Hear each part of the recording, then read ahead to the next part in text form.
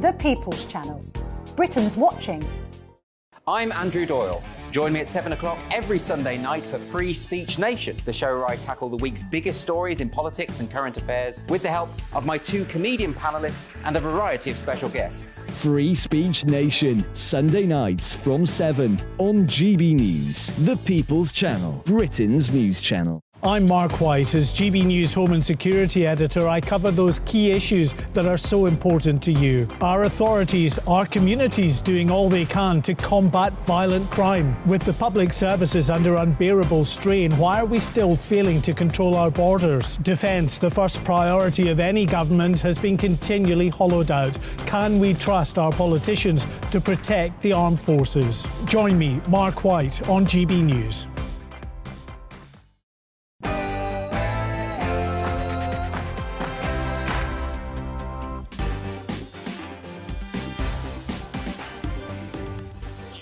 On TV, on the radio and online, in the UK and across the world, this is Mark Dolan Tonight.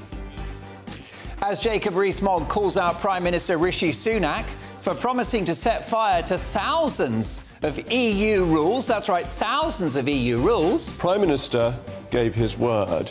He said in his leadership campaign that he would put EU laws through the shredder.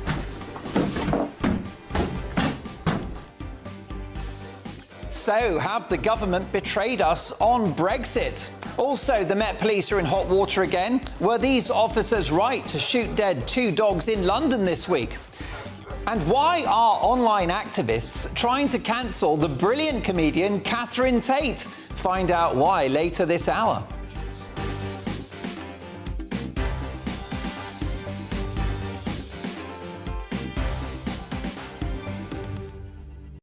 A busy 3 hours to come, including my big opinion at 9, my take at 10, my fantastic pundits. So, put something cold and fizzy in the fridge or fire up the kettle and let's make a night of it. After all, I've got that Friday feeling. Have you? First, the headlines with Tatiana Sanchez.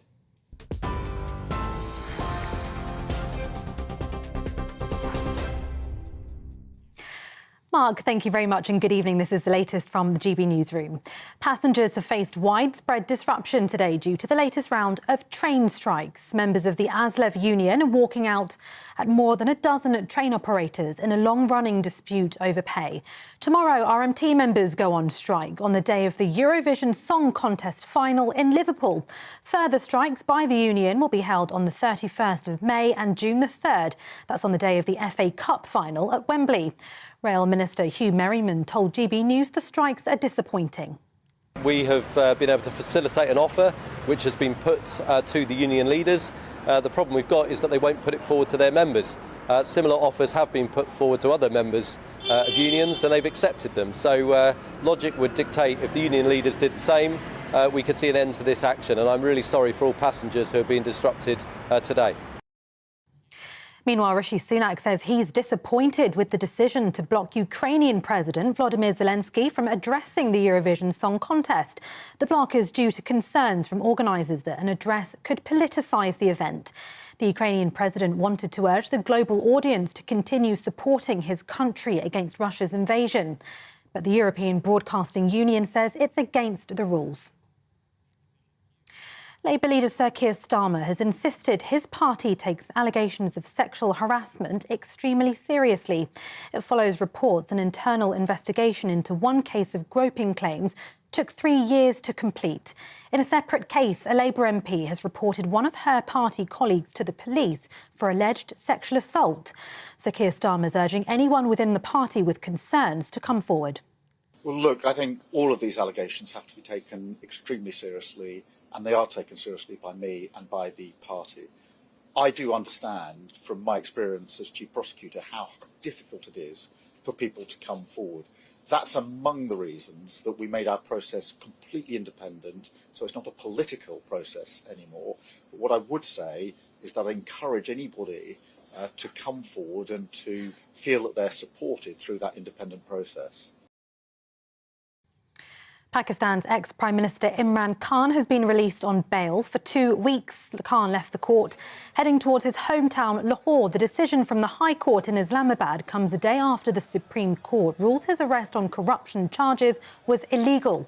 The events earlier this week have sparked unrest in the country, with almost 2,000 people arrested so far.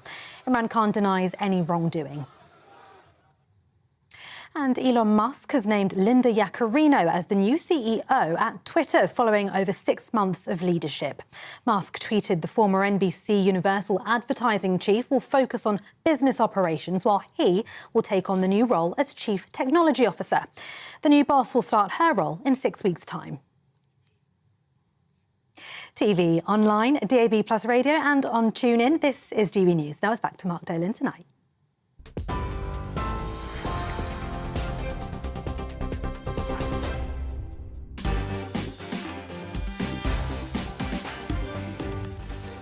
My thanks to Tatiana Sanchez, who returns in an hour's time. Welcome to Mark Dolan tonight. After promising to set fire to thousands of EU rules, have the government betrayed us on Brexit?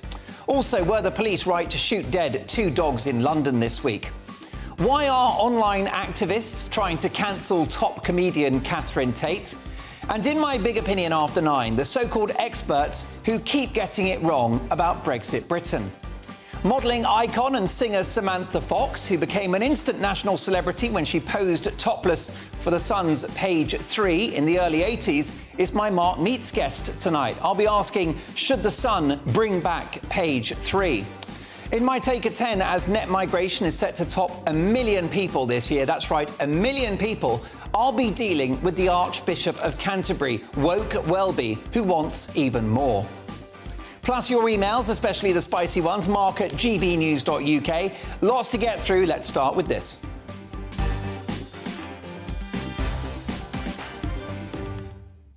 Now, the government are facing accusations of a Brexit betrayal as they shrink their plans to have a bonfire of EU rules and regulations.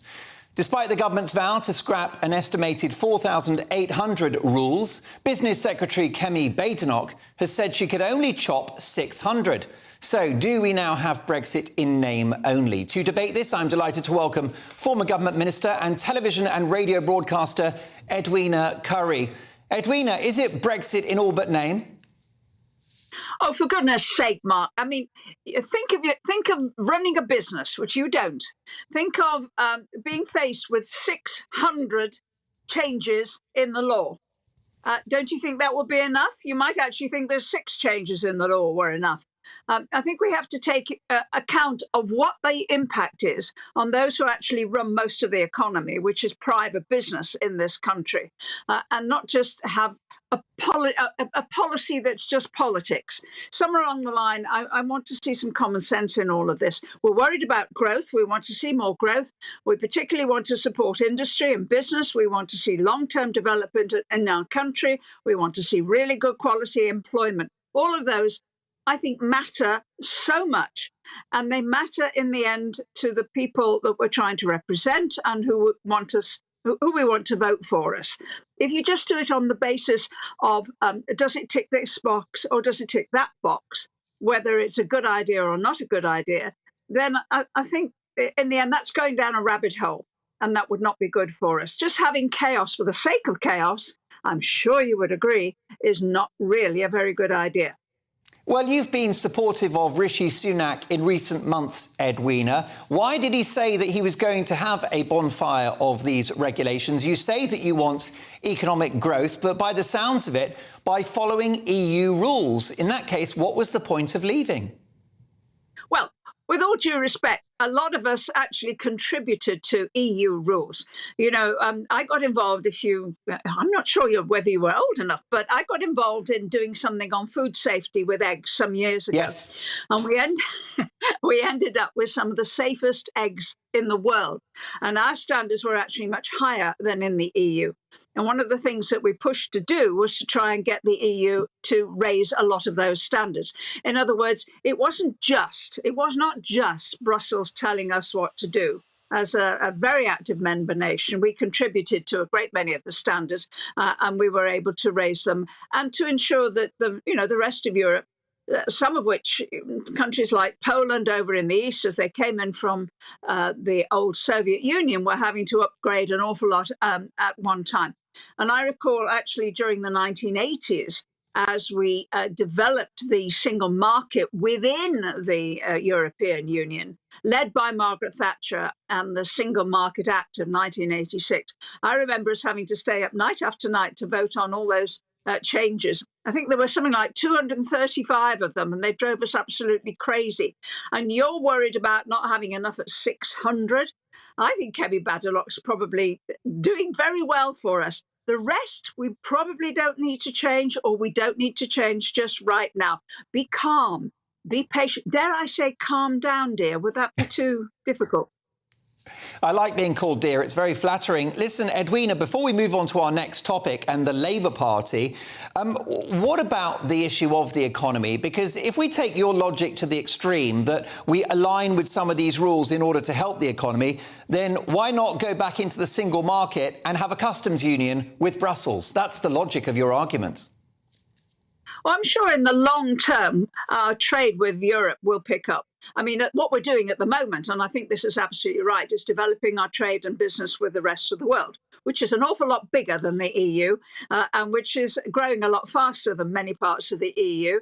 And it seems to me sensible that we develop the bits that we have neglected for decades so that we can see some substantial improvement and change. This is particularly true for growing countries like India and our links with the Trans-Pacific Partnership. But I'm no doubt that at some future point we will find ourselves trading very much more freely with the European Union. And bear this in mind, that when goods are important, actually it's services that are important. And, we can as easily sell our computer games and that sort of thing to France and Germany and to Poland and indeed to Ukraine as we can anywhere in the world. In many of these areas, in many of the more sophisticated kinds of trade, where it isn't goods that are being sold, then the barriers are virtually non-existent. So I'm not that worried about it.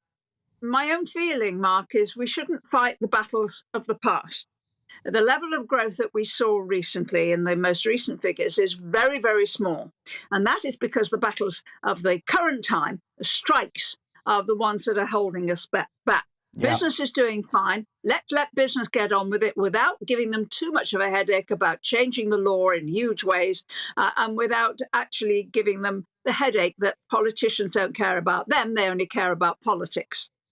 Storm in a teacup, says Edwina Curry. What's your view? Mark at gbnews.uk. Is this a Brexit betrayal? Great to have you with us, Edwina. Let's talk about the Labour Party. They may be our next government. There's talk that Labour will give people the legal right to work from home, despite growing concerns that Britain's low productivity is being made worse by people stuck at home in their pyjamas, baking banana bread and checking their emails. The key line from Labour is make flexible working the default from day one for all workers. Your response?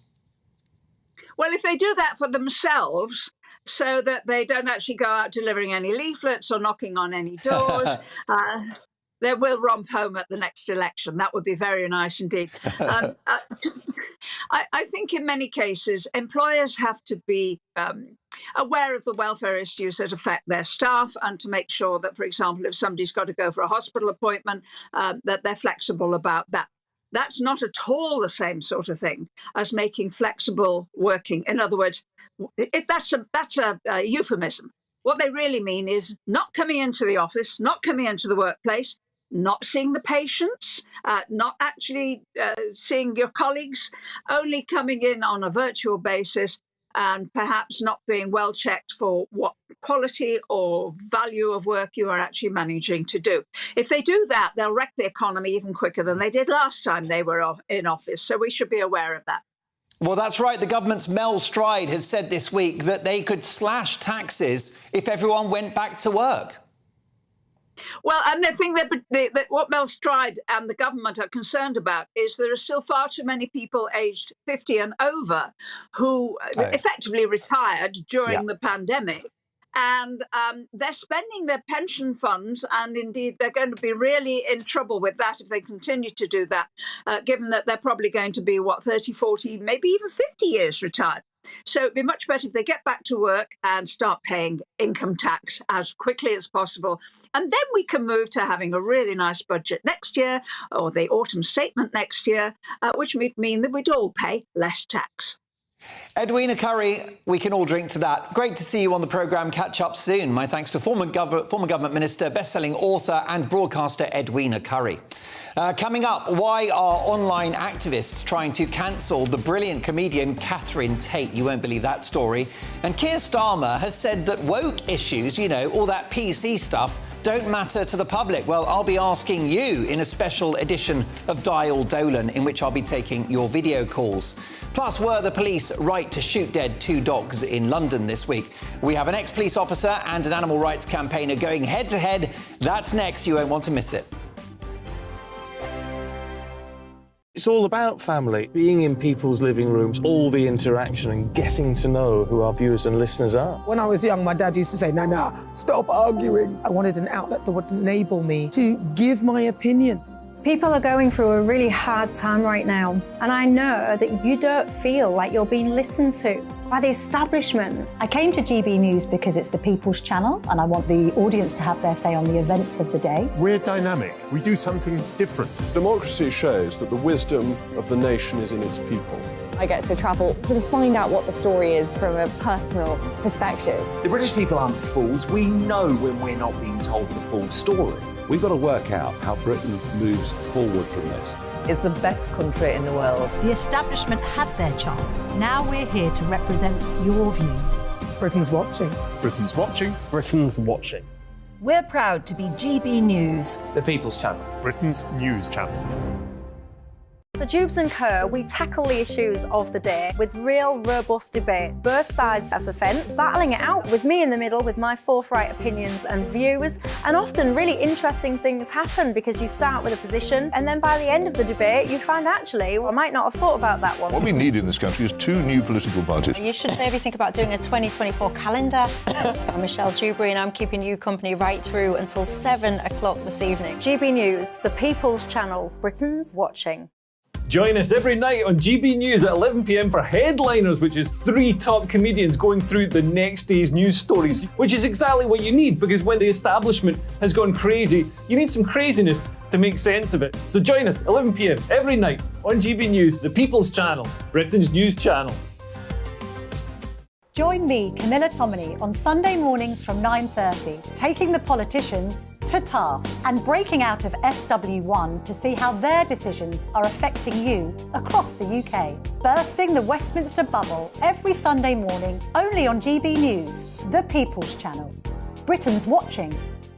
I'm Andrew Doyle. Join me at 7 o'clock every Sunday night for Free Speech Nation, the show where I tackle the week's biggest stories in politics and current affairs with the help of my 2 comedian panellists and a variety of special guests. Free Speech Nation, Sunday nights from 7 on GB News, the People's Channel, Britain's news channel. I'm Mark White. As GB News Home and Security Editor, I cover those key issues that are so important to you. Our authorities, our communities doing all they can to combat violent crime. With the public services under unbearable strain, why are we still failing to control our borders? Defence, the first priority of any government, has been continually hollowed out.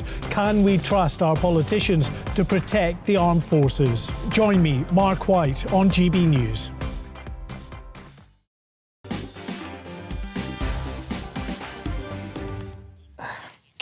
Welcome back to the show. Don't forget, at 9 o'clock, it's my big opinion why the so-called expert class keep getting it wrong about Brexit Britain. And at 10, I'll be dealing with the woke bishop, Justin Welby. But first, the police have defended their handling of an incident in which 2 dogs were shot dead and a man tasered. The Met Police said it was called just after 5 p.m. on Sunday to reports of a woman being attacked by a dog in East London. Footage on social media, which you can see here if you're watching us on television, shows a man holding 2 dogs before he was tasered and the dogs shot. The police could be heard trying to persuade the man to surrender the dogs. The situation became increasingly heated before the dogs were killed. So was this just the police doing their job or needless animal cruelty? To debate this, I'm delighted to welcome animal rights activist Robert Gordon and former Detective Chief Superintendent in the Met, Kevin Hurley. But let's speak to Gordon first, Robert Gordon. Robert, thanks very much for coming in. No worries, great to be here. What was your reaction when you saw that footage of the dogs being shot? Well, it's really hard to watch, Mark. I was heartbroken. I think I'm still affected by it, and I think a lot of people who saw it are as well. And I was at a vigil last night with a couple of hundred people who came down to Scotland Yard to mourn and to express their upset and heartbreak at this incident. These dogs, however, are in the aggressive category, aren't they? I mean, this is a breed that can do damage. Well, I think that's part of the problem here, is that we classify any dog as dangerous without getting to know their character first. Indeed, but don't these sorts of breeds have the physical potential to cause so much more destruction than, let's say, a Jack Russell? Well, they're bigger, that's for sure. And sometimes bred for fighting?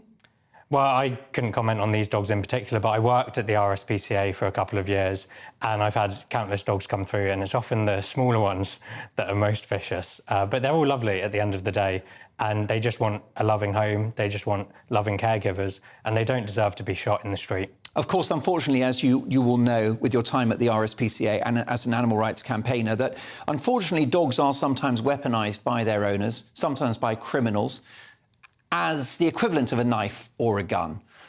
How were the police to know that that wasn't the case on Sunday?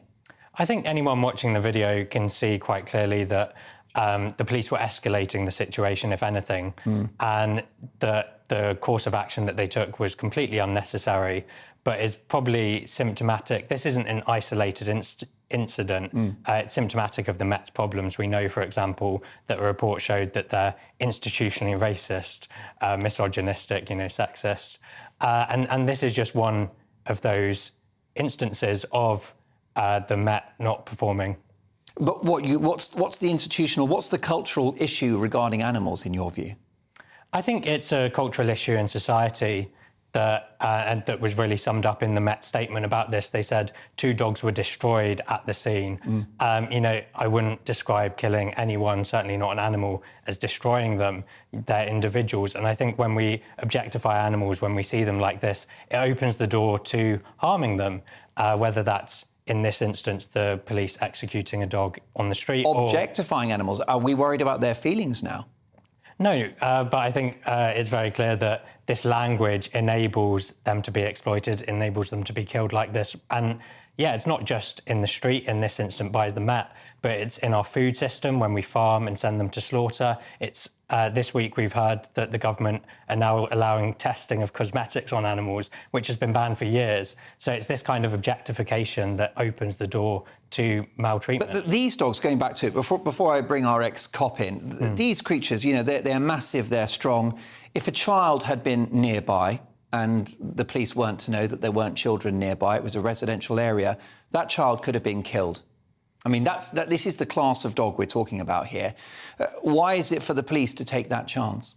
I think that's being slightly overdramatic. The videos that came out at the incident itself, which is playing now, but also since then of the dogs, they're really lovely dogs, those 2 individuals. They're sitting on the tube, cuddling up to Well, those dogs are very lovely when they're happy with their owner, but not when they're snarling on the street or in the park.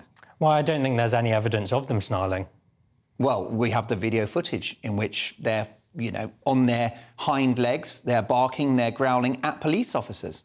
I think if I was surrounded by 7 men with guns, I would also be terrified. And that was what I was understanding from their body language, was that they were scared, but certainly not aggressive. And indeed, the second dog who was shot in the back was running back to their owner and certainly not attacking the police. OK, well, that's Robert's view. Do stay with us, Robert. Let's bring in former Detective Chief Superintendent in the Met, Kevin Hurley. Good evening, Kevin. Your reaction to that footage? Well, I come to this as the current owner of precisely the same sort of dog as that, a pit bull terrier, because I live part-time in Africa where he lives.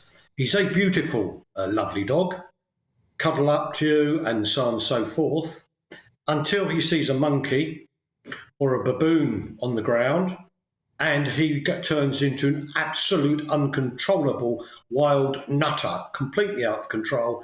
He tears the monkeys to pieces, fights the baboons, and it's actually quite terrifying to see him go. The issue with dogs of this size, and they fit into a category which are banned by law under the Dangerous Dogs Act, Doggo Argentina, Doggo Brasilia, Japanese Tosers and American Pit Bulls, which these ones are, is they are so strong and so powerful that when they lock on with their jaws, firstly, you cannot get them off what they're locked onto, because I've tried. And secondly, they go utterly berserk because it is bred into their genes that they are fighting dogs.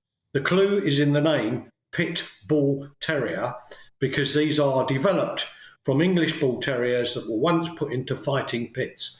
So let's be clear, these are beautiful, lovely, furry dogs, which we did see in the tube, actually, sitting on seats meant to be for people, whilst their owner broke the law by drinking alcohol on the train. And had you or I dared to say, would you mind if I sat on that seat, or my child sat on that seat, I wonder quite how things would have gone from there. So let's finish that point and park what was going on that lovely tube scene. What we've got now is an incident where police officers were called to 2 dogs out of control attacking a woman who had to run off and lock herself in the car. When you turn up to face a threat like that, and these are a serious threat, it's actually quite scary and terrifying. And the evidence of that is the fact there is in fact a dog handler there with a long pole and a leash on it. There's also a person there with a shotgun, and there's also a police officer with a shield. They are under no doubt as to the potential threat. They are confronting someone that they know is banned from dog ownership and is a criminal. And when they try to speak to him, he is so out of control and so non-compliant that they feel they need to use a taser on this particular chap. Now, the dogs, sadly for those 2 lovely dogs, and I would like to own them where I live, they are seriously dangerous and out of control. If they come off the lead and they hit one of those police officers, they will take out their jugular vein, their femoral artery, rip their face off, or lock on to their thigh, and they'll be permanently disabled. If they go by those people in that state, and there's a good chance they would, because pit bulls are super fast and super quick, that's why they're used for fighting, the next person who gets in the way is likely to suffer very serious injury. So the 2 dogs were shot, one in the first instance, the second one, when the owner was then being overpowered by the police officers, the other dog that was still tied to the dog that had been shot then tried to get back to where the owner was. Clearly that was not to give a kiss to his owner. He would have steamed into one of those 3 police officers trying to hold his owner down. And police officers are not paid to be maimed. This is very unfortunate and sad for the 2 dogs, but the fact of the matter is, in the situation that they were placed in by their reckless, uncontrolled owner, and we know from what we're seeing on social media, those dogs were really well known in the area, and he was really well known, and previously, as we know, had been banned from having such dogs. It was a problem. So police, on behalf of the public, very bravely have to go forward, and it's no part of their job to risk being maimed or disfigured or even killed because one of those dogs happens to hit their femoral artery or carotid artery, because those dogs can easily leap up and tear your face off in one passing move. You will not get them off you, because I've tried it with monkeys. OK, apologies if you're just finishing your dinner. Kevin, stay there. Let's bring Robert Gordon back into this, animal rights activist. And Robert, Kevin hasn't painted a very sunny picture of those particular dogs. They're not exactly Lassie or Turner and Hooch, are they, or the littlest hobo? Well, Kevin's not painted a very nice picture of his training of his dog either. And he's described the dogs and the nature of the breed, Robert. But I don't think he's ever met them. Who cares? And certainly dogs can be trained In certain ways, it didn't look at all like those dogs have ever been used in fighting or trained to fight, but certainly Kevin appears to train his and set them on monkeys, which I don't think is something I would advocate. Or Robert, I think Kevin's point is that they're inclined to do that. It's in the genetics. It's the same reason why Jack Russells go after squirrels. And I'd say that's a very poor understanding of animal psychology. Perhaps it would be helpful to have, rather than someone defending the Met, someone who does understand animal psychology on alongside.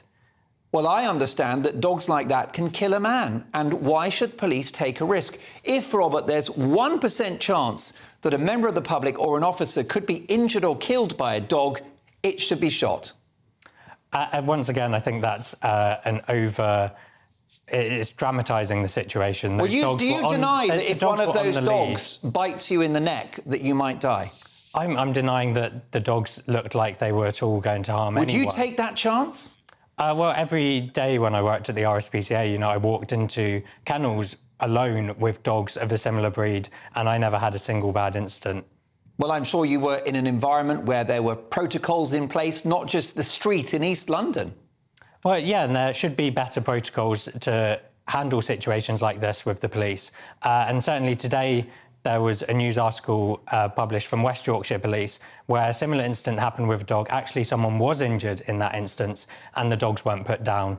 They weren't killed in the street. So, once again, this is an example of the Met just abusing their power, just like we have seen consistently against multiple people, whether they're, of a different race, certainly, yeah. Are the police racist towards dogs, do you think, Robert? I think certainly there was some level of discrimination. Are canines the latest sort of protected group within our community who are victims? Not at all. They're actually a persecuted group. So Kevin mentioned that 4 breeds of dog are banned in this country, and that legislation was brought in the 90s, and it was an incredibly biased piece of legislation. It certainly hasn't reduced dog attacks, and there's active campaigns from multiple groups, including the RSPCA, to see that breed-specific legislation appealed. Robert, what would you say to these officers if they had given these dogs the benefit of the doubt and then the dog had gone on, one of the dogs gone on to either attack and kill a police officer or a member of the public, perhaps even a child? What would your reaction be? Would you be comfortable with that outcome? Well, absolutely not. But as I said, there was no indication from the video to suggest that was likely to happen. And to reference what happened again in West Yorkshire today, where there was an injury, the police intervened appropriately and were able to get the dogs to safety and into kennels. Briefly, Robert, how are you equating racism in the Met with the treatment of dogs? I'm very confused. I'm not saying they're directly linked. I'm saying the Met has institutional problems, institutional abuses of power, and it's the same way that this report describes them as sexist and racist. It's the same way that at the weekend 52 peaceful protesters were arrested before they even did anything, some of them 5 miles away from where they were supposedly meant to be committing a crime. So It's these abuses of power that make the Met institutionally broken. Kevin Hurley. Robert Gordon contends that the Met Police, are racist, sexist and potentially doggist. Yeah. May I first of all say that I've owned dogs all my life, and my dog is particularly well controlled and particularly well mannered around children and will do whatever one wants on command, except within his area of territory, he is completely uncontrollable if people come into it. By that I mean monkeys, baboons or other dogs. And it's very, very difficult with a dog like that in certain circumstances to control them. The second point, will you please, when you talk about this specific incident, which is related to why 2 dogs, which had previously attacked a woman and were known as trouble in the area, with a man who'd been banned from having dogs, will you please stop linking that to what the Metropolitan Police may or may not do in relation to anything else? It's got nothing to do with it. What this is about is what was the decision-making of those few police officers who turned up to come and protect the public, who were then confronted by a known offender banned from holding dogs, who would not keep his dogs under control, and the officers needed to carry out their duty. Please don't mix things up. Fair play to both of you for engaging in what has been a fascinating conversation. It's clearly complex. My thanks to animal rights activist Robert Gordon. Thanks very much for coming in, Robert. And former Detective Chief Superintendent in the Met, Kevin Hurley. Your reaction, Mark, at gbnews.uk. Do you think the police were overzealous and indeed cruel for killing those dogs? Many do. Let me know your thoughts. Mark at gbnews.uk. Coming up, we've got my big opinion at 9 o'clock. The so-called elite expert class are once again wrong about Brexit Britain.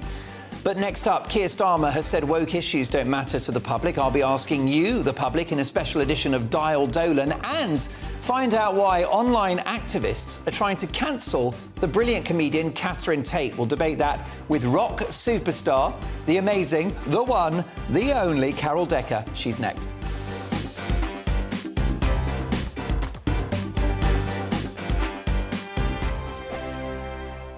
I joined GB News because I was sick and tired of not hearing my views being represented, not just mine, but so many people that I knew and spoke to. I just couldn't get my voice out there. I couldn't say anything. I couldn't do anything. Whatever the narrative was, I kind of had to follow it. GB News is there to provide a voice for those who have been ignored by the establishment media. We think different things. We've got a different style. GB News is here to be optimistic and positive about the future. It's real kind of dynamic and flowing, with the audience very much at the heart of it, like a big family.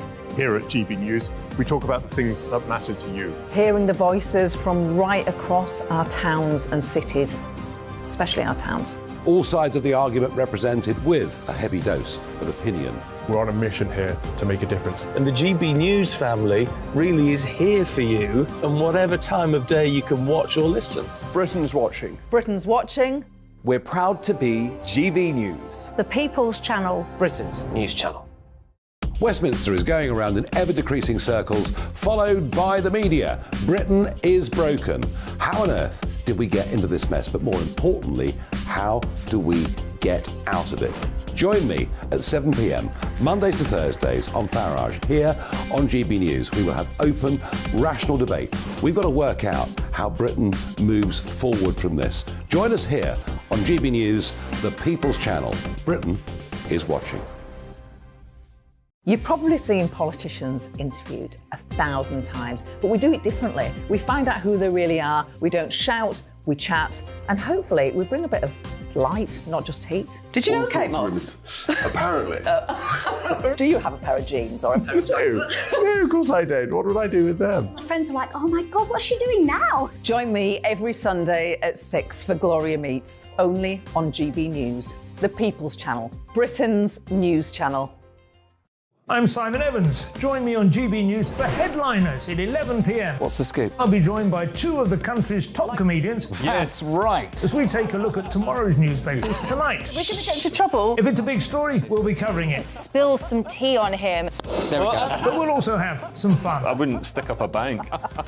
My father didn't love me. So anyway, Headliners every night from 11 on GB News, the People's Channel, Britain's news channel. Monday to Thursday, 9 p.m. till 11 p.m. Join me, Dan Wootton. I'll bring you the sharpest takes and hottest debates. Do you not believe in prison? I don't believe in prisons. I'm completely stunned. I guarantee you there'll be no spin, no bias, no censorship. I actually was personally quite offended by it.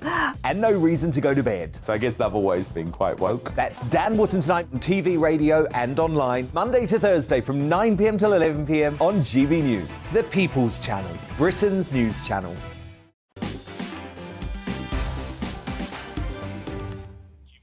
Welcome back to the show. Now, on the eve of Eurovision, an online campaign has been launched to stop comedian Catherine Tate from taking part in the show and announcing the results. In a comedy sketch from 2006, the comedy actor mocked British people's inability to speak other languages on her TV show. A segment called The Offensive Translator saw Catherine Tate pretend to speak a number of different languages. Instead of correctly speaking in the various tongues, she spoke in English with stereotypical accents for each country. Well, the woke police are not happy. One furious campaigner said this is racism. Mimicking an accent, especially a white person mimicking a non-white accent, is racist. Let's speak to a woman that should have been in Eurovision, because if she had, we'd have won it. Legendary T'Pau singer Carol Decker. Hi, Carol. Hi, Mark. How are you? I'm very well. Your reaction to this news, as a strawberry blonde yourself, of the attempted cancellation of Catherine Tate? It's absolutely ridiculous. And actually, I remember this sketch from when her show aired all those years ago, and it's really, really funny. And it's not racist at all. And it's actually taking the mickey out of a lot of Brits' inability to speak other languages, because English is such a worldwide language that we don't really have to make the effort that a lot of other nations do brilliantly, you know. And so it's been deliberately misinterpreted. And I feel that this is going on a lot in many aspects of life and society now, that there's a deliberate kind of disruption, faux activism, faux offence, just to stir up the pot. And social media now, people have got, they think, oh, I'll just go online and cause a bit of a fuss. You know, it's just all nonsense, isn't it? Definitely. I mean, do you think music has gone a bit woke as well? What happened to dangerous rock stars? Well, I'm still one. I can be pretty dangerous. A couple of glasses of, here you go, look. Got one right here, one of my props, yeah. Yeah, I mean, we're not meant to be all politically correct. And music also is a form of expression. You know, you should be able to, obviously within reason, put your personal point of view across in the lyrics of your songs and stuff. I know I certainly do. And I don't care if people are offended. I get offended by things. You know, I'll see something on the telly or I'll hear something, I go, oh, I don't like that. But guess what? I just switch it off or do something else. I don't start a campaign to have somebody's head on a plate. It's just all nonsense. And social media has given these awful nobodies this big megaphone, and it's I'm just really fed up with it. Super fed up with it. Definitely. Now, what about Eurovision tomorrow? Will you be watching? I might dip in and out. I'm going to make myself unpopular here. I think Eurovision's rubbish. I think it's pants. I think the songs are dreadful. The performances are really ham. And I've never got... I know people get into it for the kitsch value and stuff like that. I just can't, but I probably will dip in and out just to see how ludicrous it is. If you'd been invited, would you have participated in Eurovision for the UK? Would you have agreed to sing for Britain? Many years ago, there was a conversation about me duetting with somebody. It didn't really come to anything, but I was super uncomfortable because I think it's pants. The only time I thought, oh, was, remember when Madonna guested? Yeah. And all of a sudden she sort of lent her, you know, her royal madness to Eurovision. And I thought, oh, maybe it's going to turn a corner, but it hasn't. And I think it's getting worse. I think it's dreadful. Sorry, hate me. Why is the music at Eurovision so substandard compared to the regular charts? I just think a lot of European music's... I mean, I travel in Europe a lot and I tour in Europe a lot, and I hear sort of local radio stations, and they just have... firstly, a lot of the indigenous music is very different to regular pop music, which we're accustomed to, especially through, you know, American radio and what we have in the UK. And then I think there's another level added, that Eurovision's become odd. So the music has become odder, I think. The only song I heard that vaguely has resembled, in my opinion, a pop song, and I'm sort of a pop rock writer, is the Irish contribution, and also May Muller. That's a song you can remember the chorus to. So that's a pop song to me. But it's all this performance art, and a lot of European countries do that. It's very melodramatic. The French in particular, it's all very Edith Piaf. It's telling stories. It doesn't... We have an expression when we write songs in the pop world. It's please don't bore us, get to the chorus. You know, and it's got to be... You've got to get straight to the point, get to the message, get to the bit that the people are going to remember. And I just get confused by Eurovision songs. I really do. Although, did you notice that the United Kingdom did surprisingly well last year? We came second, just beaten by Ukraine for understandable reasons. So does our success at last year's Eurovision suggest that we've been forgiven for Brexit? Never. But Sam Ryder's performance was great. You know, he gave it large, and the song was okay. I'm not a massive fan of the song, but it was pretty good. You know, it was a good song. It was a straightforward pop song. So yeah, I don't think they'll ever forgive us.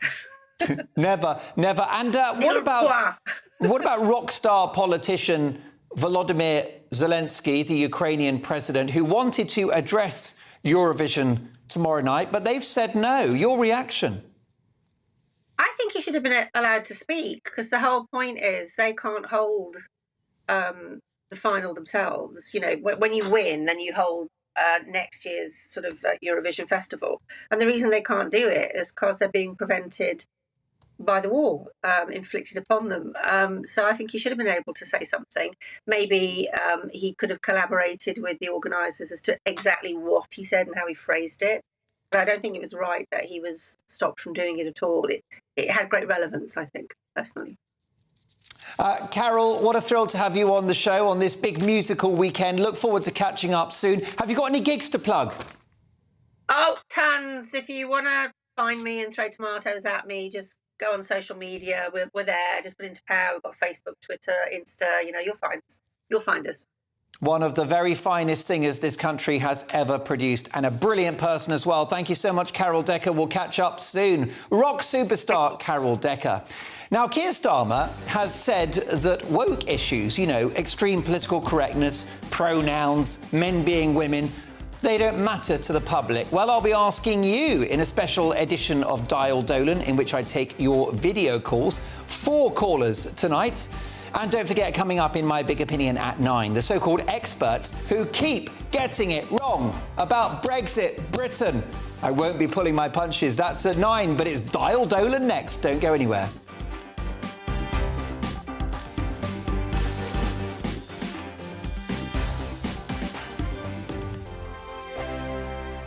Monday to Thursday nights on GB News. At 6, it's Dubes & Co. 7 o'clock, Farage. At 8, join Jacob Rees-Mogg. And at 9, Dan Wootton Tonight, followed by Headliners. On TV, radio and online. This is GB News.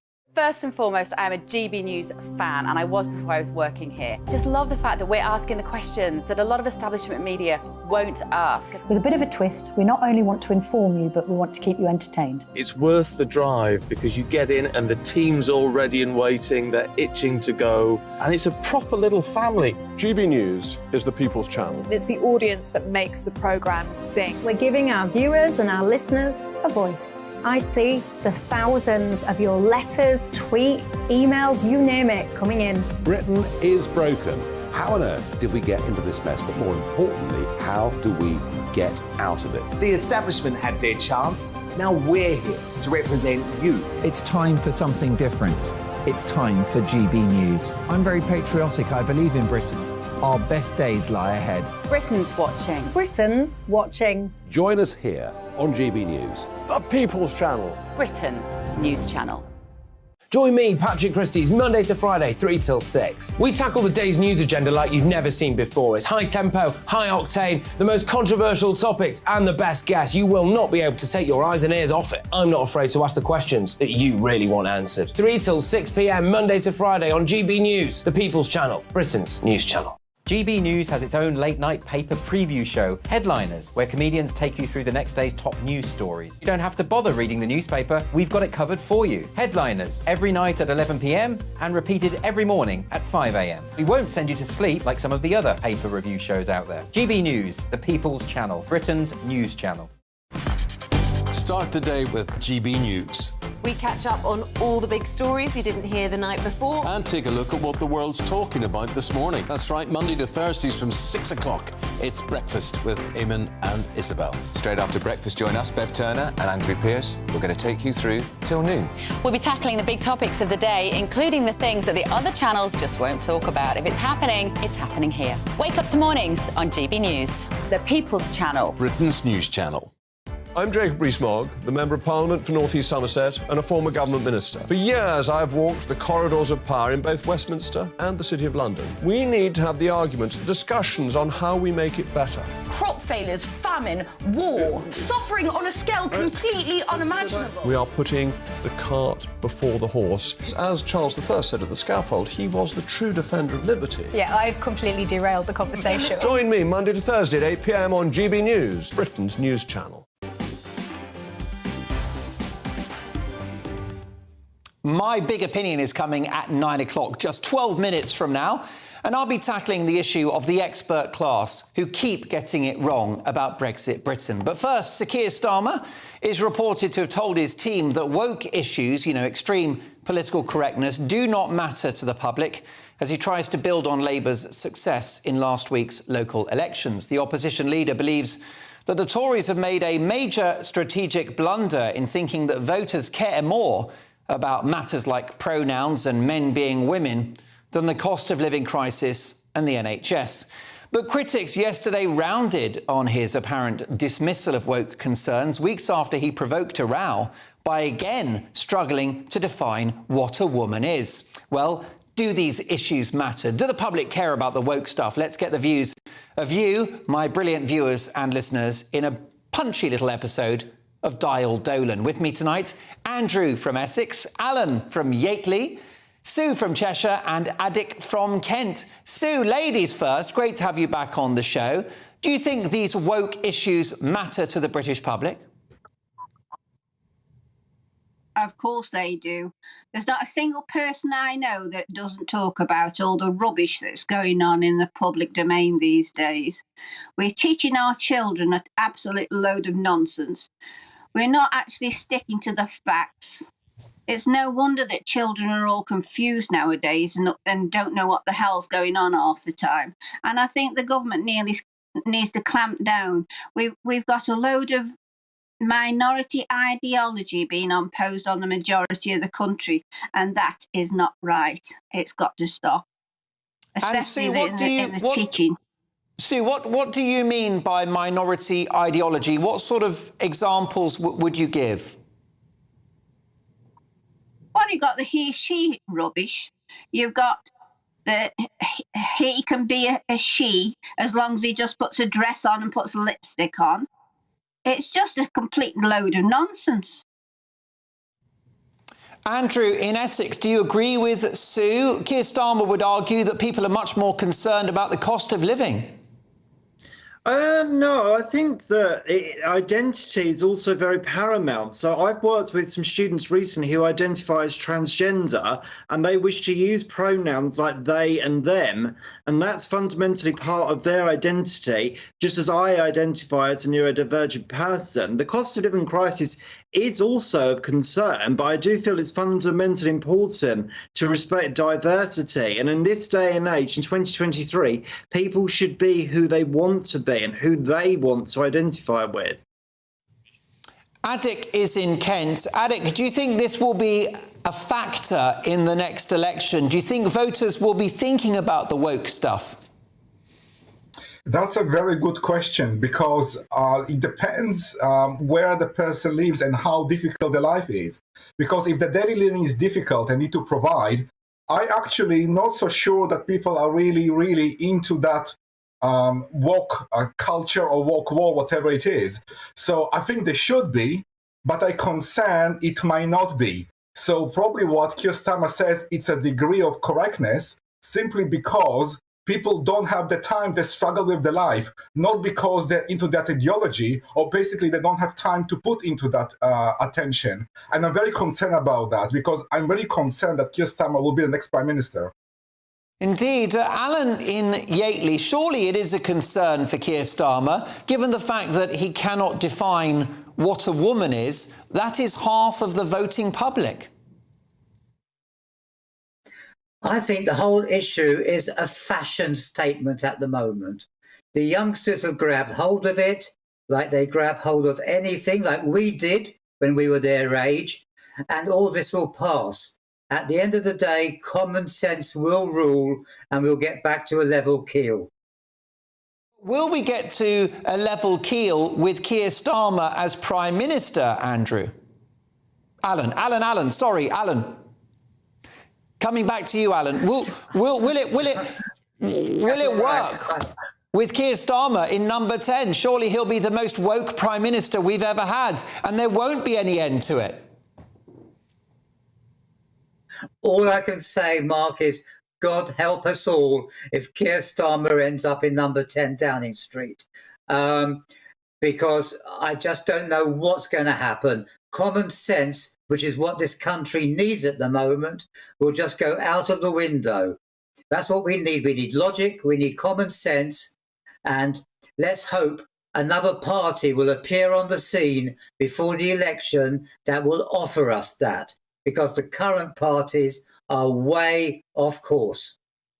Well, Alan, you speak for so many of my viewers and listeners who do feel politically homeless, who endlessly email me saying they'll be supporting Richard Tice or Lawrence Fox at the next election.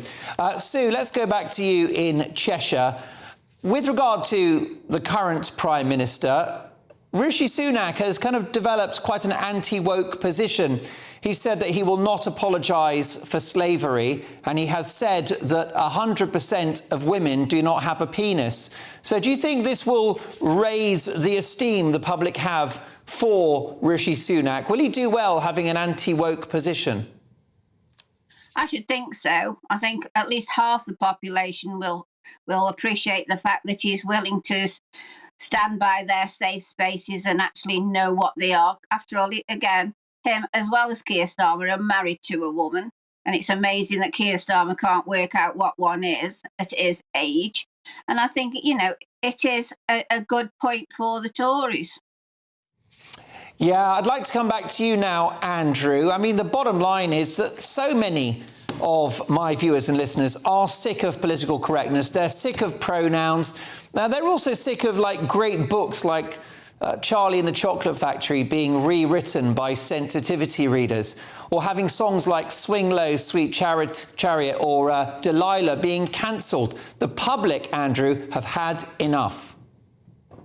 Well, I think there is a need for the use of pronouns, but in terms of rewriting books, I know it has been covered on other shows on GB News that, you know, on The Breakfast Show and on Saturday Morning Show a couple of months ago.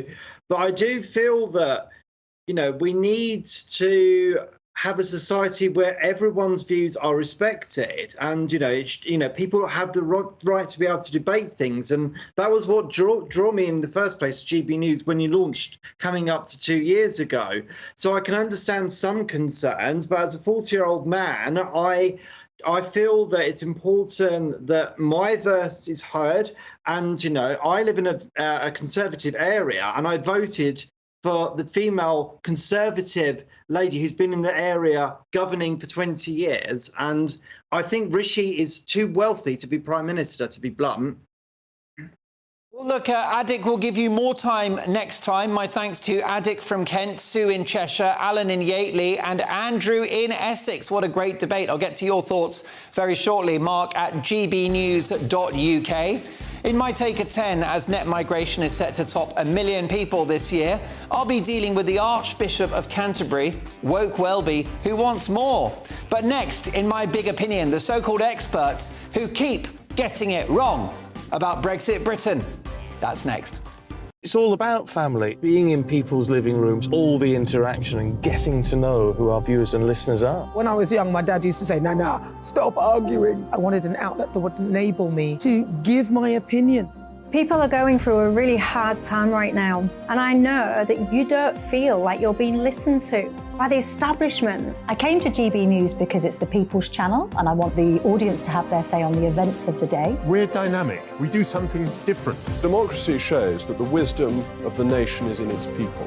I get to travel to find out what the story is from a personal perspective. The British people aren't fools. We know when we're not being told the full story. We've got to work out how Britain moves forward from this. It's the best country in the world. The establishment had their chance. Now we're here to represent your views. Britain's watching. Britain's watching. Britain's watching. We're proud to be GB News. The People's Channel. Britain's news channel. So Jubes and Kerr, we tackle the issues of the day with real, robust debate, both sides of the fence, battling it out with me in the middle with my forthright opinions and views. And often really interesting things happen because you start with a position and then by the end of the debate you find actually, well, I might not have thought about that one. What we need in this country is 2 new political parties. You should maybe think about doing a 2024 calendar.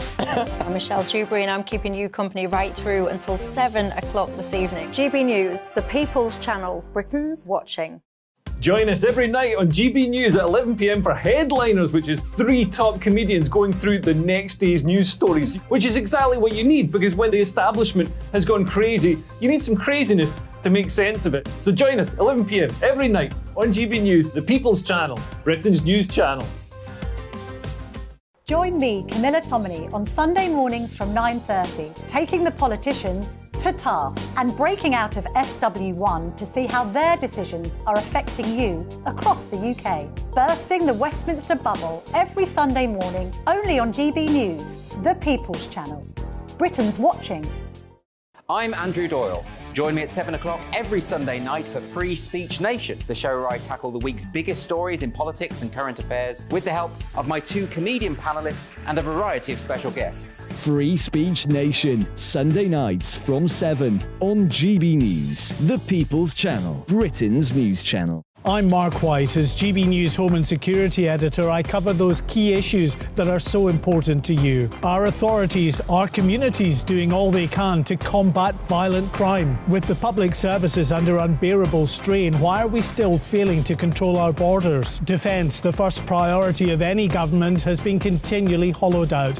Can we trust our politicians to protect the armed forces? Join me, Mark White, on GB News.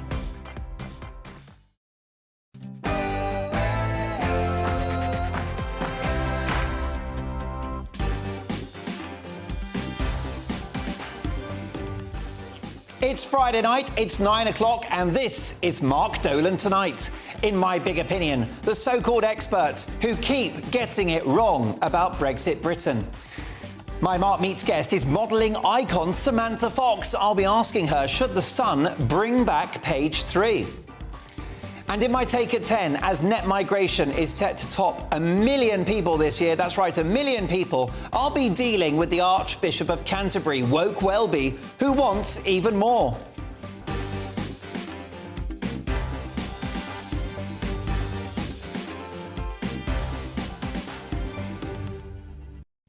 So a very busy 2 hours to come. It's Friday night, so do put something cold and fizzy in the fridge or fire up the kettle. And let's make this a night to remember. Lots to get through, including my big opinion next. But first, the headlines with Tatiana Sanchez.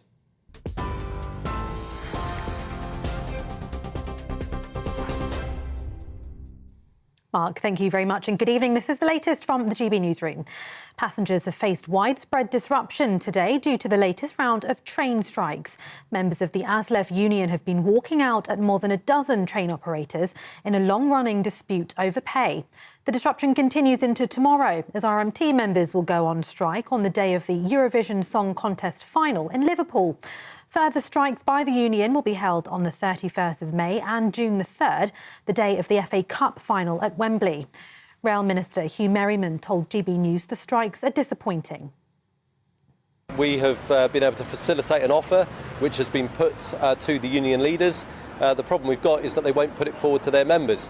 Similar offers have been put forward to other members of unions and they've accepted them. So logic would dictate if the union leaders did the same, we could see an end to this action, and I'm really sorry for all passengers who have been disrupted today. Meanwhile, Rishi Sunak says he's disappointed with the decision to block Ukrainian President Volodymyr Zelensky from addressing the Eurovision Song Contest. The block is due to concerns from organisers that an address could politicise the event. The Ukrainian president wanted to urge the global audience to continue supporting his country against Russia's invasion. But the European Broadcasting Union says it's against the rules. Labour leader Sir Keir Starmer has insisted his party takes allegations of sexual harassment extremely seriously. It follows reports an internal investigation into one case of groping claims took 3 years to complete. In a separate case, a Labour MP has reported one of her party colleagues to the police for alleged sexual assault. Sir Keir Starmer's urging anyone within the party with concerns to come forward. Well, look, I think all of these allegations have to be taken extremely seriously, and they are taken seriously by me and by the party. I do understand from my experience as Chief Prosecutor how difficult it is for people to come forward. That's among the reasons that we made our process completely independent, so it's not a political process anymore. But what I would say is that I encourage anybody to come forward and to feel that they're supported through that independent process. Pakistan's ex-Prime Minister Imran Khan has been released on bail for 2 weeks. Khan left the court heading towards his hometown Lahore.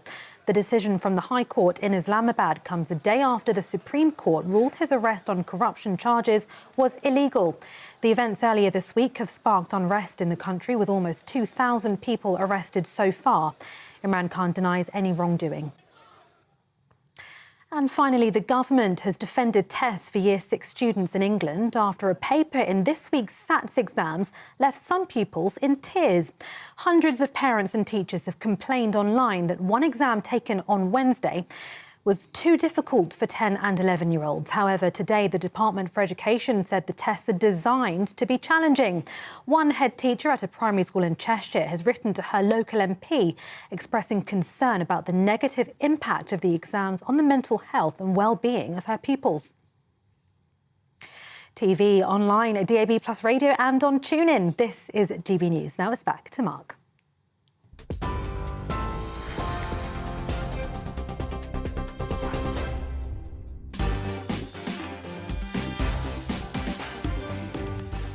My thanks to Tatiana Sanchez, who returns in an hour's time. We've got a great team for you this Friday night. My personal thanks to makeup artist Shelley. We started at 4 o'clock this morning.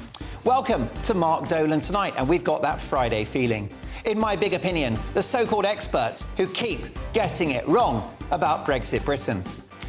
As ministers fear net migration will reach 1 million this year, that's right, 1 million people in 1 year, have we lost control of our borders? My Mark Meets guest is modelling icon Samantha Fox. I'll be asking her, should the Sun bring back page 3? In my Take at 10, as net migration, as I mentioned, is set to reach 1 million, I'll be dealing with the Archbishop of Canterbury, woke Welby, who wants even more. In tonight's Newsmaker, why is the Australia equivalent of the BBC attacking King Charles? It's shocking stuff. We'll go live to Sydney later in the show to find out. Now, Mark Dolan tonight is the home of the papers, with tomorrow's front pages at exactly 10:30. And we'll be joined by 3 top pundits who haven't been told what to say and who don't follow the script. Tonight, I'm delighted to welcome Lizzie Zeta, Aidan McGee and Emma Wolfe.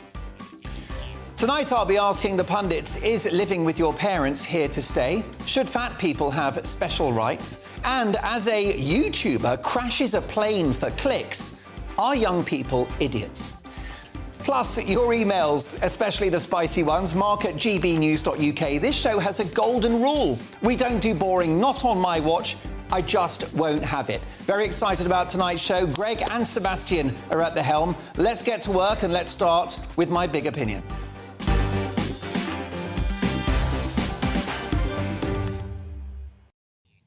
Oops, they did it again. Those prize numpties at the Bank of England who were asleep at the wheel during the pandemic, printing money and allowing inflation to get out of control, have now admitted they've got their predictions for the British economy completely wrong, changing their forecasts of a year-long recession to the biggest upgrade of growth in history. We've had years of this from hardline intolerant Remainers like Alistair Campbell, who last night disgraced himself with a pack of lies on national TV, including a claim that the UK Parliament could somehow change EU laws when we were in the bloc, not true, and that our economy has shrunk by 4%. Take a listen to him repeating that nonsense here. If you've had Brexit already taking 4% of the 4% chunk out of the economy, which means £40 billion less for public services, then you suddenly discover that this crazy commitment that you made is actually going to hurt your trade and economy even more. Well, let me tell you that he sexed up that dossier. Campbell failed to point out that the highly contested figure of 4% was a projection, which, like so many of the other projections, will doubtless be completely wrong. In 2016, the likes of Campbell and what I'm calling the expert class predicted that if Brexit happened, there would be a flight of capital, mass unemployment, a recession and a collapse in the housing market. Delightfully, none of that came to pass. The voices of doom continually predicting the demise of Brexit Britain are continually being proved wrong. And it's worth remembering that the UK has enjoyed the highest rate of growth in the G7 for the last 2 years. If this is what Brexit disaster looks like, bring it on. What is so dangerous about this, in my view, politically motivated negativity around Britain is that it's a self-fulfilling prophecy. If you keep talking a country down, then down it will go. The likes of the Bank of England, the OECD and the IMF have been wrong more times than Dean Gaffney on Mastermind. Why are we still listening to them? Put Gaffney in charge. If they had taken a more cautious, or even, dare I say it, optimistic view of the British economy, that would spark investment and business confidence. Instead, they're happy to participate in the lie that Britain is on a path of long-term decline. Well, once again, they're eating their words. Perhaps they should take off their Brexit blinkers. I'll be honest, I'm beginning to agree with Michael Gove. Doesn't happen often, must be a leap year. I've had enough of experts, particularly after 3 years of a pandemic shambles in which COVID modelling predictions for the virus were about as accurate as a Gary Barlow tax return. Could it be magic? No, Gary, just a dodgy accountant. Relight my fire. I've got some receipts to burn. So why did the poor COVID predictions matter? Well, because nonsense projections of 500,000 deaths from the virus, as suggested by the philandering Prof Neil Ferguson, sent the government into a total panic and shaped what would become the disastrous policy of lockdowns, imprisoning perfectly healthy people in their homes for a virus non-fatal to most. It was junk modelling which saw this Chinese Communist Party-inspired policy of lockdowns rolled out 3 times over at a cost of $500 billion of printed money, and a policy which has led to a poorer, angrier and sicker population, with a wrecked economy, damaged kids and an NHS waiting list of 7 million people. Worth noting that excess deaths are currently through the roof, a figure they were obsessed with during the pandemic, but now that it's not COVID, they don't care. The expert class, being so wrong about so much, has good historic precedent, including the disastrous plan to shift everyone onto low-fat diets in the 70s, 80s and 90s, getting people off red meat, eggs, butter, cheese and cream, the food that your dear old grandma ate when everyone was thin. All of this great food, these natural ingredients, were replaced with junk like pizzas, pasta, bread, sweetened yoghurt and myriad other horrific processed carbohydrates. Grandma was right all along. I should start a campaign to bring back lard. Delicious. Now, this huge dietary shift led by so-called experts, the expert class, but many in the pockets of both the pharmaceutical and food industry, has supercharged the obesity crisis and made us sicker than ever. The experts, eh? Science, like expert, has become another 4-letter word in recent times, with the ridiculous idea that the science was somehow settled on COVID. No, it wasn't. It's just that detractors were silenced. Or that the science, I should say, is settled on global warming. No, the science is not settled on global warming. But it's this elite class of so-called experts, fuelled at times by their compromised or even corrupt evidence, who are having such an impact on our country, on our lives and on our future. So, the dozy Bank of England are in part responsible for the extent of inflation that we're now suffering, and of course the billions that were printed during the pandemic. Sage are responsible for the enormous damage caused by what, in my view, was a failed attempt to stop a virus. Remember, follow the science as they covered our faces in those worthless, pathetic masks? And nutritionists and doctor experts have presided over an explosion in obesity and type 2 diabetes by demonising animal protein and saturated fat and getting us all onto carbs and sugar. And it's now experts that are likely going to lead us into a dystopian meat-free hell with rationed air travel, freezing homes, no car, and 1 cup of tea a day if we're lucky. All in pursuit of net zero, with no debate, no discussion, and certainly no votes, exactly like the pandemic. The experts have proved themselves to be anything but. They are illiberal, undemocratic, and all too often just plain wrong. It's time to bin the boffins. We'd be far better off with idiots in charge.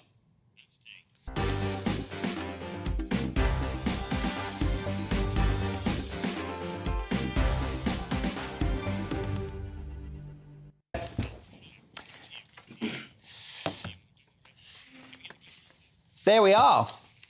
I do enjoy that dash across the studio. It's the exercise I need. What's your reaction, Mark at gbnews.uk? Do you agree? Do you disagree? The experts would argue that face coverings and COVID measures saved thousands of lives. The Bank of England would argue that their projections were based on the data they had at the time. It's not my view, but what's yours? Mark at gbnews.uk, reacting to my big opinion. My top pundits tonight of broadcaster and writer Aidan McGee, author and presenter Emma Wolfe, and journalist and commentator Lizzie Zeta. Lizzie, great to see you again. Nice to see you. Bin the boffins. Yeah, well, it has been a bit disastrous, in particular the Bank of England predictions, because it creates a lot of fear. In November, we're all going to hell on a stick, and now it's predicted that growth will be 1.25% as opposed to 0.5%. And it's just, it's not good, because when people are fearful, it just destroys everything. They don't buy a car, they don't go out to dinner, they don't go on holiday, they just hunker down. They don't do the things that they could be doing, which then spurs on the economy. And I just think, agree. you know, we've been filled with fear, and now these things are coming up, and it really isn't good. It isn't good for anyone. I agree. I think that, Emma, there's a growing narrative that drives the motivations of these experts, which is the idea that Britain is in a state of long-term decline. And time again, the data proves them wrong. Yeah, but I think the key here is so-called. You know, these are the so-called experts that we're meant to follow. There are plenty of... I don't think we should bin the boffins. There are plenty of experts out there who are speaking sense, who are... As for the Bank of England, I think they have been on a crazy track for several years, actually, since the pandemic, if not longer. And I think they have been irresponsible and unaccountable. They have one simple job. You had one job, and that is to...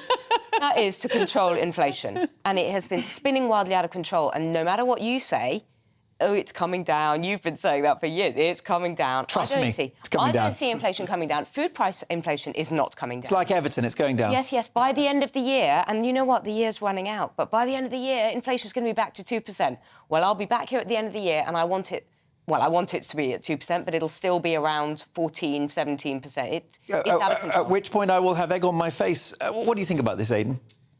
I mean, most of these organisations that made these predictions, and I could see back in 2016 that there was something not right about them. I read around it quite a lot. But they're mainly Remain sympathetic organisations. If Brexit had delivered everything they had promised in the last 7 years, if it had delivered, you know, unlimited prosperity, it would still be attacking Brexit. So you can't really take seriously what the predictions were. If I look at my own situation, my property business started, 10 years ago. I have a buy-to-let business. I was told that all my stock, all my houses would drop about 15-20% by my Remain-leaning accountant at the time. They've gone up about... Have you sacked them? I did sack him, yeah. Not for that, though, unfortunately. But no, he didn't save me enough tax. No, but they've gone up by 50%. So, you know... these predictions, I mean, if everyone could predict the future, we probably wouldn't be in the studio now. We'd probably be working for Ladbrokes. I think And we probably also, would. Can I just say another thing?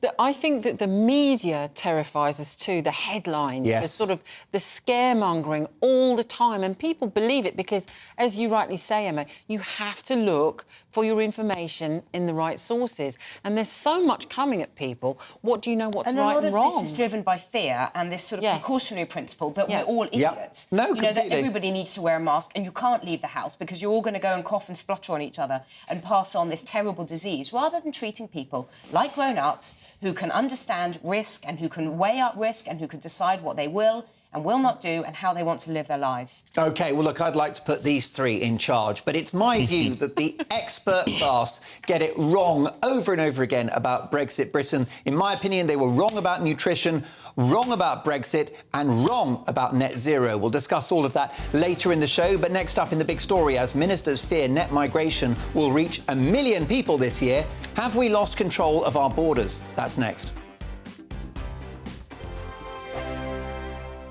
I joined GB News because I was sick and tired of not hearing my views being represented, not just mine, but so many people that I knew and spoke to. I just couldn't get my voice out there. I couldn't say anything. I couldn't do anything. Whatever the narrative was, I kind of had to follow it. GB News is there to provide a voice for those who have been ignored by the establishment media. We think different things, we've got a different style. GB News is here to be optimistic and positive about the future. It's real kind of dynamic and flowing, with the audience very much at the heart of it, like a big family. Here at GB News, we talk about the things that matter to you. Hearing the voices from right across our towns and cities, especially our towns. All sides of the argument represented with a heavy dose of opinion. We're on a mission here to make a difference. And the GB News family really is here for you, and whatever time of day you can watch or listen. Britain's watching. Britain's watching. We're proud to be GB News. The People's Channel. Britain's news channel. Westminster is going around in ever-decreasing circles, followed by the media. Britain is broken. How on earth did we get into this mess? But more importantly, how do we get out of it? Join me at 7 p.m, Mondays to Thursdays on Farage, here on GB News. We will have open, rational debate. We've got to work out how Britain moves forward from this. Join us here on GB News, the People's Channel. Britain is watching. You've probably seen politicians interviewed 1,000 times, but we do it differently. We find out who they really are, we don't shout, we chat, and hopefully we bring a bit of light, not just heat. Did you know Kate Moss? Apparently. Do you have a pair of jeans or a pair of jeans? No, of course I don't. What would I do with them? My friends are like, oh my God, what's she doing now? Join me every Sunday at 6 for Gloria Meets, only on GB News, the People's Channel, Britain's news channel. I'm Simon Evans. Join me on GB News for Headliners at 11 p.m. What's the scoop? I'll be joined by two of the country's top comedians. That's right. As we take a look at tomorrow's newspapers tonight. We're going to get into trouble. If it's a big story, we'll be covering it. Spill some tea on him. There we go. But we'll also have some fun. I wouldn't stick up a bank. My father didn't love me. So anyway, Headliners every night from 11 on GB News, the People's Channel, Britain's news channel. Monday to Thursday, 9 p.m. till 11 p.m. Join me, Dan Wootton. I'll bring you the sharpest takes and hottest debates. Do you not believe in prison? I don't believe in prisons. I'm completely stunned. I guarantee you there'll be no spin, no bias, no censorship. I actually was personally quite offended by it. And no reason to go to bed. So I guess they've always been quite woke. That's Dan Wootton tonight on TV, radio and online. Monday to Thursday from 9 p.m. till 11 p.m. on GB News. The People's Channel, Britain's news channel.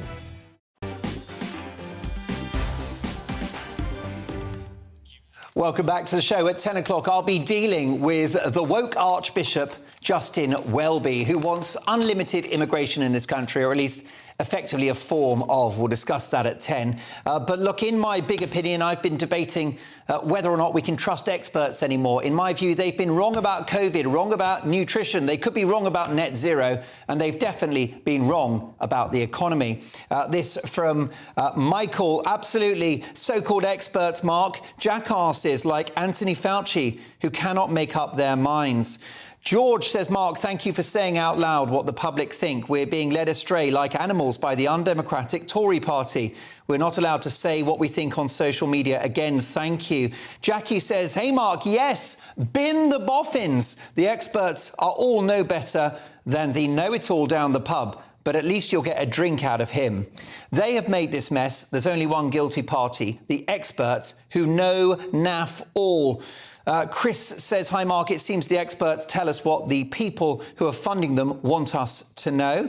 And Kevin says, on tonight's Big Opinion monologue, you took the words out of my mouth. I wish more people voiced it. Please never stop repeating. Well, Kevin, I will not. Keep those opinions coming, especially if you don't agree, by the way, and if you think that the expert class can be trusted. It's not my view, but what's yours, Mark, at gbnews.uk? It's time now for the big story, and shocking new projections suggest migration is on track to be as high as 1 million this year.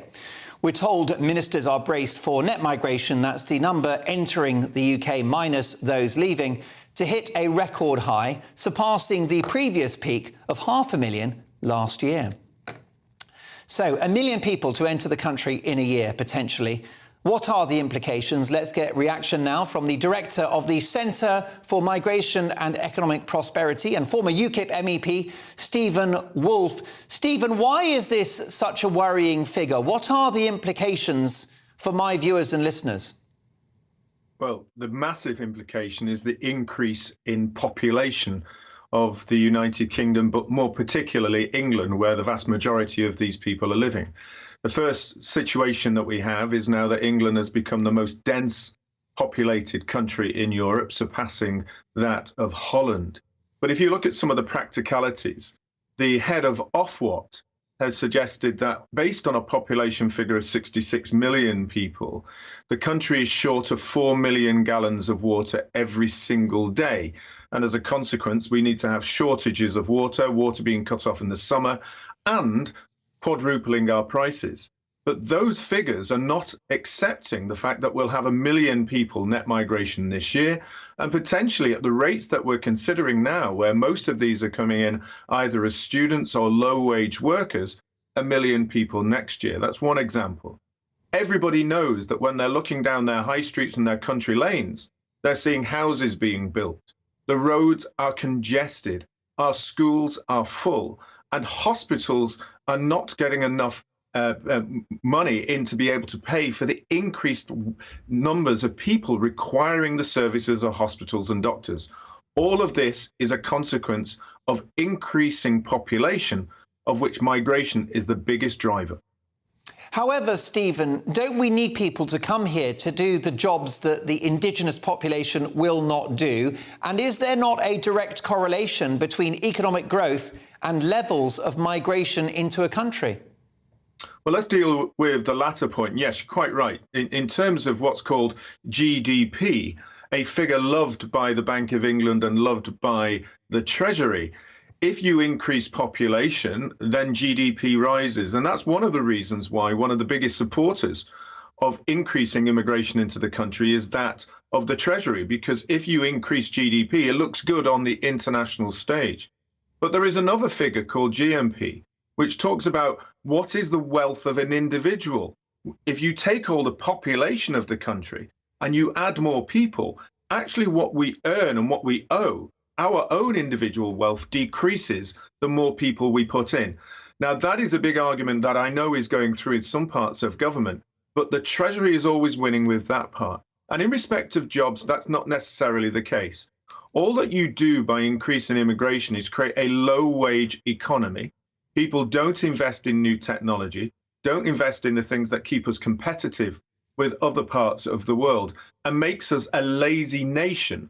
And that is why we're falling behind some of our other international competitors, because they're investing in technology and production much more quickly than we are, because they're not having the same levels of population growth. I think we were all shocked when we heard that figure of 500,000 for last year. If it hits 1 million this year, will it be a political watershed? Oh, absolutely, because it's not only just 1 million that's coming in as net migration. During the Brexit campaign, net migration was at 230,000. It got up to 240,000. Then you had the general election, which was won by the Conservatives, on a message that they would control mass migration. And the numbers had sneaked up to 350,000. The fact that you're getting net migration of 1 million people, everybody can see in the country the impacts in their local communities by the increase in population. And some of the figures have actually come on the watch of the Conservative Party. If you take, for example, students, the number of students coming to the United Kingdom now is approaching 500,000 each year. But, and this is one of the Priti Patel changes, 136,000 additionally came as their dependents. Then you've got the workers. 260,000 people came as workers, but their dependents were 150,000. So we had 300,000 people come last year, Mark, who were not workers or students, just the dependents. They still have to use the schools, the hospitals, our doctors, but they're not contributing. Stephen, do we not need, however, a young population? Is that not something the economy requires, particularly as we have an ageing population? We need young people to go out and work and essentially provide for our pensions. Well, we do need people, obviously, to work. And if you look at the numbers of workers in the national kind of environment, the Bank of England sees that generally that's pretty static. But what you have seen is 1 million people leaving the workplace since COVID. And you can attract these back. And if you attract people back by improving their capabilities of pensions, reducing national insurance, but more importantly, you've got a lot of people who are actually also leaving the country to go to foreign lands, which in the skilled areas we need. We know this about doctors who feel that they can't become consultants. You know that's happening in the NHS in nurses. They go to Australia and Canada rather than staying here. And that is a consequence of not having a sensible policy that increases the number of people that are being paid better for their jobs, giving them the opportunity to rise the ranks and increasing the funding to all our small and medium-sized businesses that are really developing new technology to improve those areas, as we see in Japan with the use of robots to help the aged or those in care. Last but not least, briefly, if you can, Stephen, do you see an end to these levels of migration? We're likely to have a Labour government next year. I can't see Keir Starmer cracking down on those numbers. No, we're going to see this level of numbers settling roughly, I think, around 1 million a year because of the high demand for our student places and the way that the government has increased that. Secondly, there is the pressure from big corporates and the Bank of England and the Treasury to keep a low-wage economy, and that's why they're going to allow the salary for visas to come in pretty much around £23,200, which will encourage a lot more people to come in. And of course, when Keir Starmer has a policy in place where he says he's going to control migration, we know that will never happen. It has never happened under any Labour government. And in fact, the highest number of asylum seekers that ever came into the country, around 123,000 in 2001, was under a Labour government. There you go. Well, I think if you're trying to put a roof over your head, if you're trying to feed your family, if you're trying to get a GP's appointment, if you're trying to get a place in a school for your kids, this is disastrous news. Stephen, great to have you on the show. Stephen Wolfe is the director of the Centre for Migration and Economic Prosperity and a former UKIP MEP. There you go. From Stephen Wolfe, he said that you could have figures of 1 million people, 1 million net migration every year for the next few years. If that was a decade, that's 10 million people. Big implications for quality of life here in Britain. Your reaction, Mark, at gbnews.uk. Coming up next with the pundits. Is living with your parents here to stay? Should fat people have special rights? And as a YouTuber crashes a plane for clicks, are young people idiots? And don't forget, it's just 30 minutes now until I'll be dealing with Justin Welby in my Take at 10, and I'm not pulling my punches. All of that to come. See you in 2.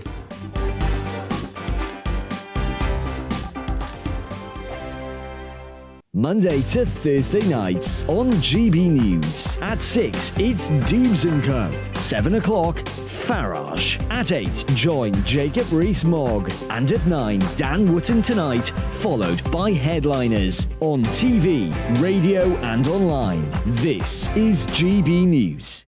First and foremost, I'm a GB News fan, and I was before I was working here. Just love the fact that we're asking the questions that a lot of establishment media won't ask. With a bit of a twist, we not only want to inform you, but we want to keep you entertained. It's worth the drive because you get in and the team's all ready and waiting, they're itching to go, and it's a proper little family. GB News is the People's Channel. It's the audience that makes the programme sing. We're giving our viewers and our listeners a voice. I see the thousands of your letters, tweets, emails, you name it, coming in. Britain is broken. How on earth did we get into this mess? But more importantly, how do we get out of it? The establishment had their chance. Now we're here to represent you. It's time for something different. It's time for GB News. I'm very patriotic. I believe in Britain. Our best days lie ahead. Britain's watching. Britain's watching. Join us here on GB News. The People's Channel. Britain's news channel.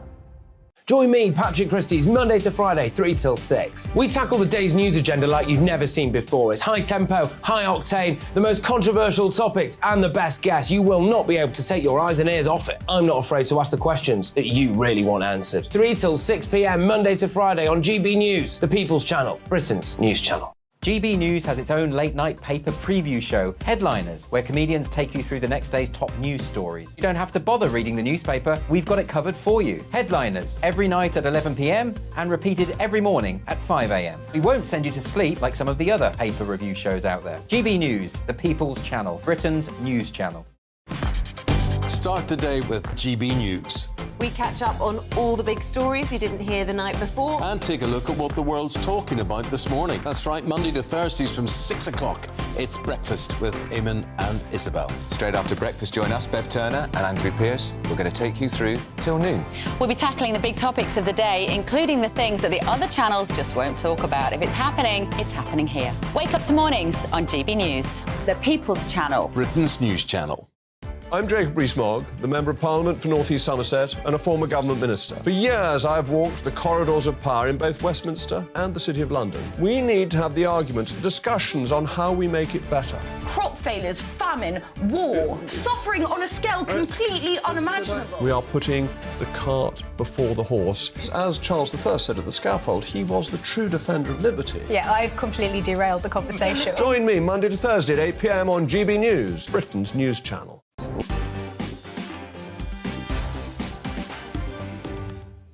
If you'd like to catch up on my big opinion, it's now on Twitter. It's my view that the so-called expert class are getting it wrong over and over again about Brexit Britain.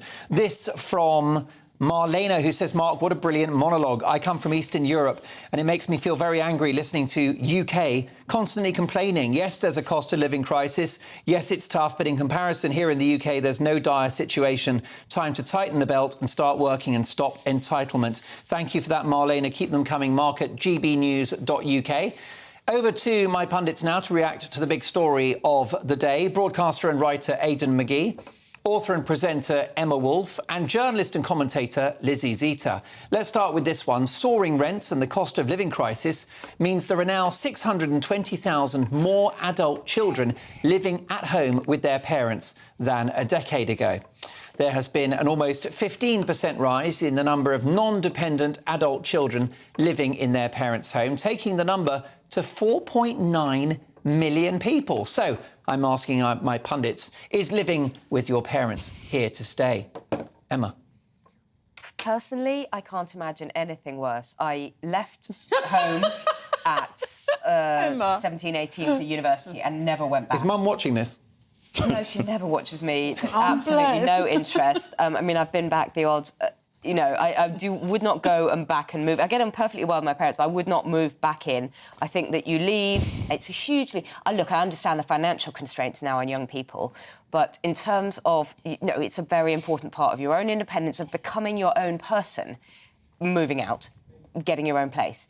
I think for parents, all these empty nesters, I mean, my parents literally couldn't wait to see the back of all 5 of us. The minute we were out of the house, all the bedrooms were sort of, you know, used, emptied, repurposed for something else. There was no sense of dressing room. I know, so an ex-girlfriend of mine went back home once and found that the portrait of herself and her brother had been replaced by 2 portraits of the 2 dogs.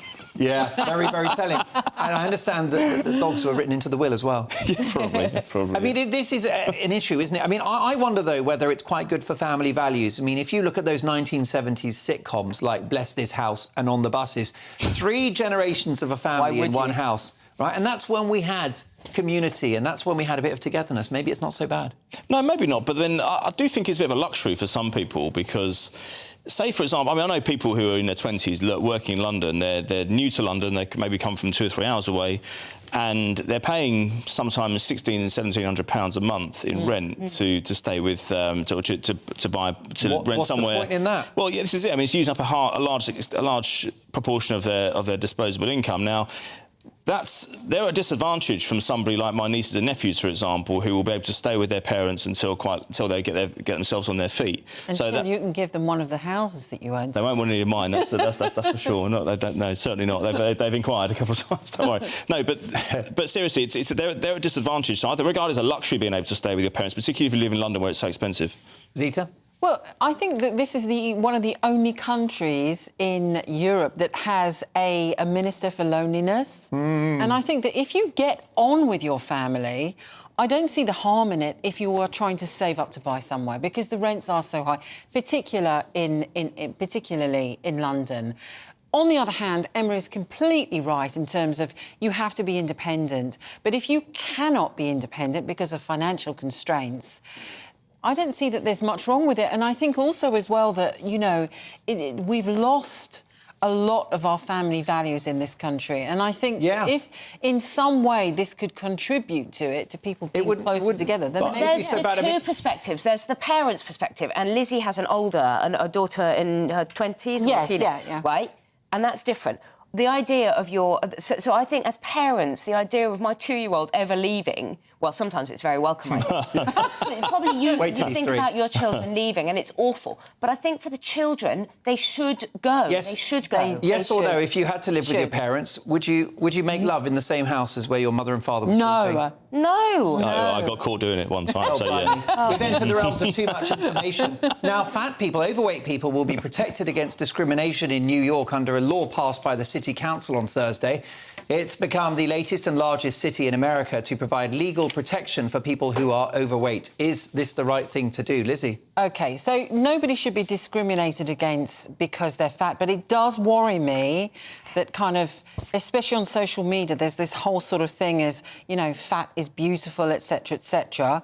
It's really bad for your health. Right, this is my research. High blood pressure, cholesterol, type 2 diabetes, coronary heart attack, stroke, bladder disease, infertility, 11 types of cancer, osteoporosis... Which GB News presenter is this you're describing?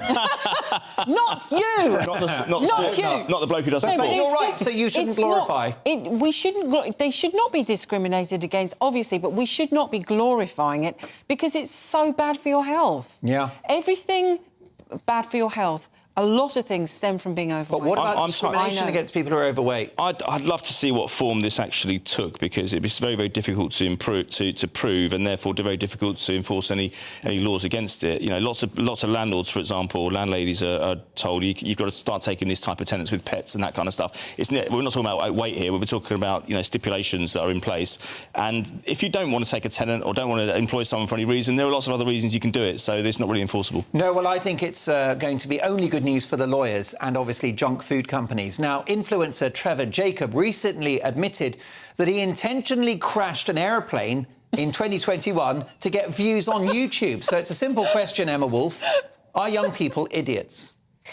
Look, I think a lot of people... Yes, we'll do. The internet, yes, they are. I think the internet makes a lot of people do a lot of stupid things. It's turned most of us into complete idiots who just stare at phones all day. So I think basically the internet is to blame. This guy obviously did a very, very dangerous and stupid thing. But in general, you know, let's roll back the years and get rid of the internet. He was 29. He wasn't even that young. No, I mean, there was a little notice at King's Cross St Pancras Station recently, and it told people not to take selfies on the escalator because people had been falling down. Toppling off. Right. But I watched that whole YouTube clip just before I came out tonight of this guy, Trevor, in his plane, and then he jumped out. What an idiot. You know, he jumps out. I'm thinking he's not going to do it. Yeah. He's not that stupid. Actually, yes, he was. He jumped out. But that's not about being young. I mean, no, it's not about being young. Things at all ages. It was so selfish. He allowed the plane to continue to fly until it crashed. OK, it was in quite an isolated area. But what if there was a hiker there or some Absolutely. animal? Couldn't agree more. Listen, I would dock his pocket money. That's what I would do. Lots more to come. Next up, so excited about this. My Mark Meets guest is modelling icon Samantha Fox. We'll be talking about her incredible career, fame, money, fortune, you name it. Plus, I'll be asking, should The Sun bring back Page 3? What do you think? Mark at gbnews.uk. All of that is next.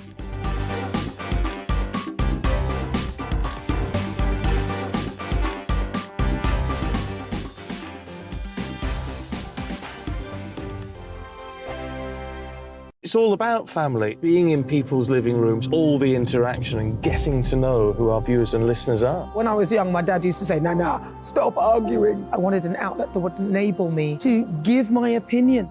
People are going through a really hard time right now, and I know that you don't feel like you're being listened to by the establishment. I came to GB News because it's the People's Channel, and I want the audience to have their say on the events of the day. We're dynamic. We do something different. Democracy shows that the wisdom of the nation is in its people.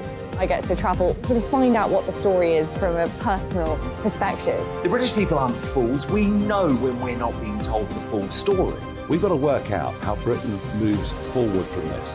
It's the best country in the world. The establishment had their chance. Now we're here to represent your views. Britain's watching. Britain's watching. Britain's watching. We're proud to be GB News. The People's Channel. Britain's news channel. So Jubes and Co, we tackle the issues of the day with real, robust debate, both sides of the fence, battling it out with me in the middle with my forthright opinions and views. And often really interesting things happen because you start with a position and then by the end of the debate you find actually, well, I might not have thought about that one. What we need in this country is 2 new political parties. You should maybe think about doing a 2024 calendar. I'm Michelle Dewberry and I'm keeping you company right through until 7 o'clock this evening. GB News, the People's Channel, Britain's watching.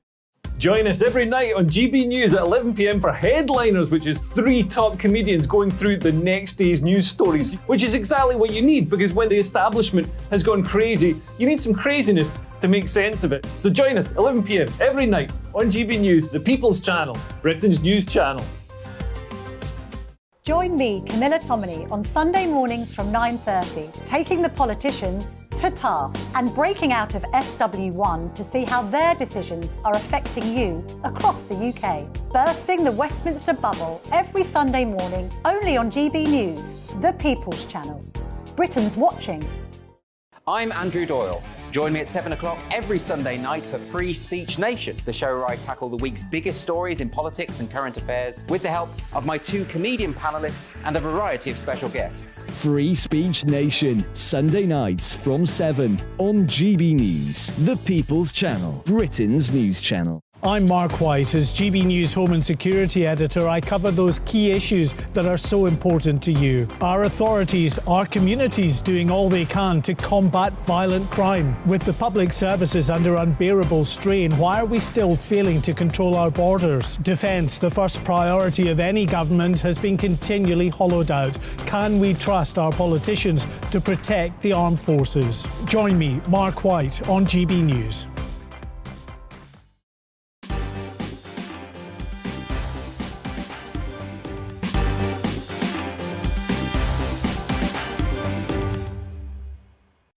So excited about this. It's time for Mark Meets, in which I speak to the biggest names in the country, and they don't get much bigger than modelling icon and singer Samantha Fox, who became an instant national celebrity when she posed topless for The Sun's Page 3 in 1983. There followed a series of acting roles and a highly successful music career. By the end of the 80s, Samantha had scored 3 top 10 hits in both Britain and the US and 3 gold albums in America. She's won a legion of new fans with her appearances on reality TV, including Big Brother, I'm a Celebrity and Come Dine With Me. And I'm delighted to say that Samantha Fox joins me now. Hi, Sam. Hello, Mark. Lovely to meet you So nice at to meet last. you. How are you? What a career. Yeah. 40 years in showbiz. How is that No. possible? Oof, I didn't think back then that it was ever going to be this long, and I just feel amazed that it's just carried on, and I'm still here and quite sane. You know. You're very sane, and you've got a great career ongoing. No, and I'm really happy and so proud of it, you know. For sure, and we'll talk about your forthcoming US tour. You've got another TV gig coming up and a book as well and a record deal. But how did it all start? How did Page 3 come about? Well, it's a page after 2, you know that, don't you? I'm joking. Is that it? No, oh my God, it wasn't planned or anything like that, but I entered a competition in the Mirror Group, which was the Sunday People, and I came second in that. That wasn't a Page 3, that was kind of lingerie, swimwear, that kind of thing. And then I got offered a very good lucrative deal from The Sun, which was for 4 years. So I guess I knew for 4 years that's what I was going to do, and I wanted to be the best. And so quite quickly, I did a few Page 3s, and then I was suddenly on Des O'Connor, Terry Wogan, presenting the 6 o'clock show. So I do believe I changed the face of it a little bit and gave Page 3 girls a voice, because I think before I came along, everyone had these preconceived ideas that were all a bit stupid. Yeah. And no, that's far from it. With So does that answer my question about what was different about you? Because all of the Page 3 girls were beautiful young women. Yeah. So what was your X factor, apart from the fact that, you know, you're obviously very gorgeous and everything, but did you have something else going on? I think because from a very early age, I went to stage school. From the age of 5, I started to go to Anna Scher Theatre, and then I went to Judi Dench Mountview Theatre. So it was always in me to entertain, show off, I guess. Always a bit of a show-off at school. And I think my mum and dad kind of saw that. I was one of those kids always dressing up and making fun out of myself or making little plays at home. And that's why at 5 I went to stage school, you know, because I did need that outlet, and Mum and Dad saw that. They were told when I was really young that I'd never be a 9 till 5, put it that way. And then the modelling happened, and that was amazing, a great career. And then in '86, I was sent a song called Touch Me. And then I haven't looked back, really, 35 million albums later. Touch me, I want to feel your body. Oh, yes, yes, yes. Just how we got here, Mark. So that was obviously an amazing ride, the music career, and you're going to go to the States again on tour. It was a massive, was 2 or 3 gold albums in America? Well, I've got 2 to 3 4 gold albums in America, and I've got a platinum as well, a double platinum, which is fabulous. In actual fact, I've sold like 35 million albums now. People, I don't know if it really believe me, but no, it's true. They're all over my house, everywhere, only in my hall, really. Because when I come down my stairs in the morning, I see them and I think, gets me going. But no, I'm coming back with a new album. I've had a bit of a quiet period with music and touring, but I'm ready now. I've been on this fabulous Jane Plan diet. Since COVID, lost like 2 stone. I think you're the only person that lost weight during lockdown. Well done. No, I put 2 stone on, Mark. Oh, you put it on and now you've had to get it back off. God, yeah. Touring start, you know, it began last year mainly, and finishing off the album, and now I'm ready to go out there and perform like 15 numbers, hour-and-a-half shows. Got to be fit, got to be trim. Did you put weight on in COVID? Well, I did a bit, yeah. I was having beer every day at like 4 in the afternoon, and I thought, yeah, this isn't normal, actually. So I had to get a grip of myself, because I do feel like the rules went out the window. It felt like the end of the world, didn't it? Oh, it was weird. Do you know what, though? It's the first time I had time off since I was like 16. And a part of me really enjoyed it. I didn't have to diet. I didn't bother about the gym. I got a bit lazy. But then towards the end, I got really bored. Yeah, I think that happened. That was the cycle. That first lockdown, the weather was great as well, which kind of made it all seem very pleasant. And some of us were lucky to have a garden, but when you think about people living in flats and with no garden, just, oh, it must have just been awful. So you've got this great career, and there's so much that you've done. Yeah. Is Page 3 in any way an albatross round your neck? Do you know what? Only really in England, to be honest. A lot of people said to me at the beginning, oh, I bet Touch Me sells because of Page 3. But if anything, it was... I mean, it got scratched off on the radio by Chris Tarrant. This'll never make it. It was quite horrible at the beginning. You were cancelled by Tarrant? Oh, yes, but I've sorted him out since. Right. Oh, so there was basically a bit of snobbery about your music career at the beginning. I think a lot of people felt that I was just suddenly became a singer, but I've been singing since a really young age. And was there a sense of stay in your lane, you're just a model? But I felt when I signed that 4-year contract, when that was over, that was it. I think you've got to quit while you're on top. It's the same as being a footballer or a boxer. There's a time when you just got to stop.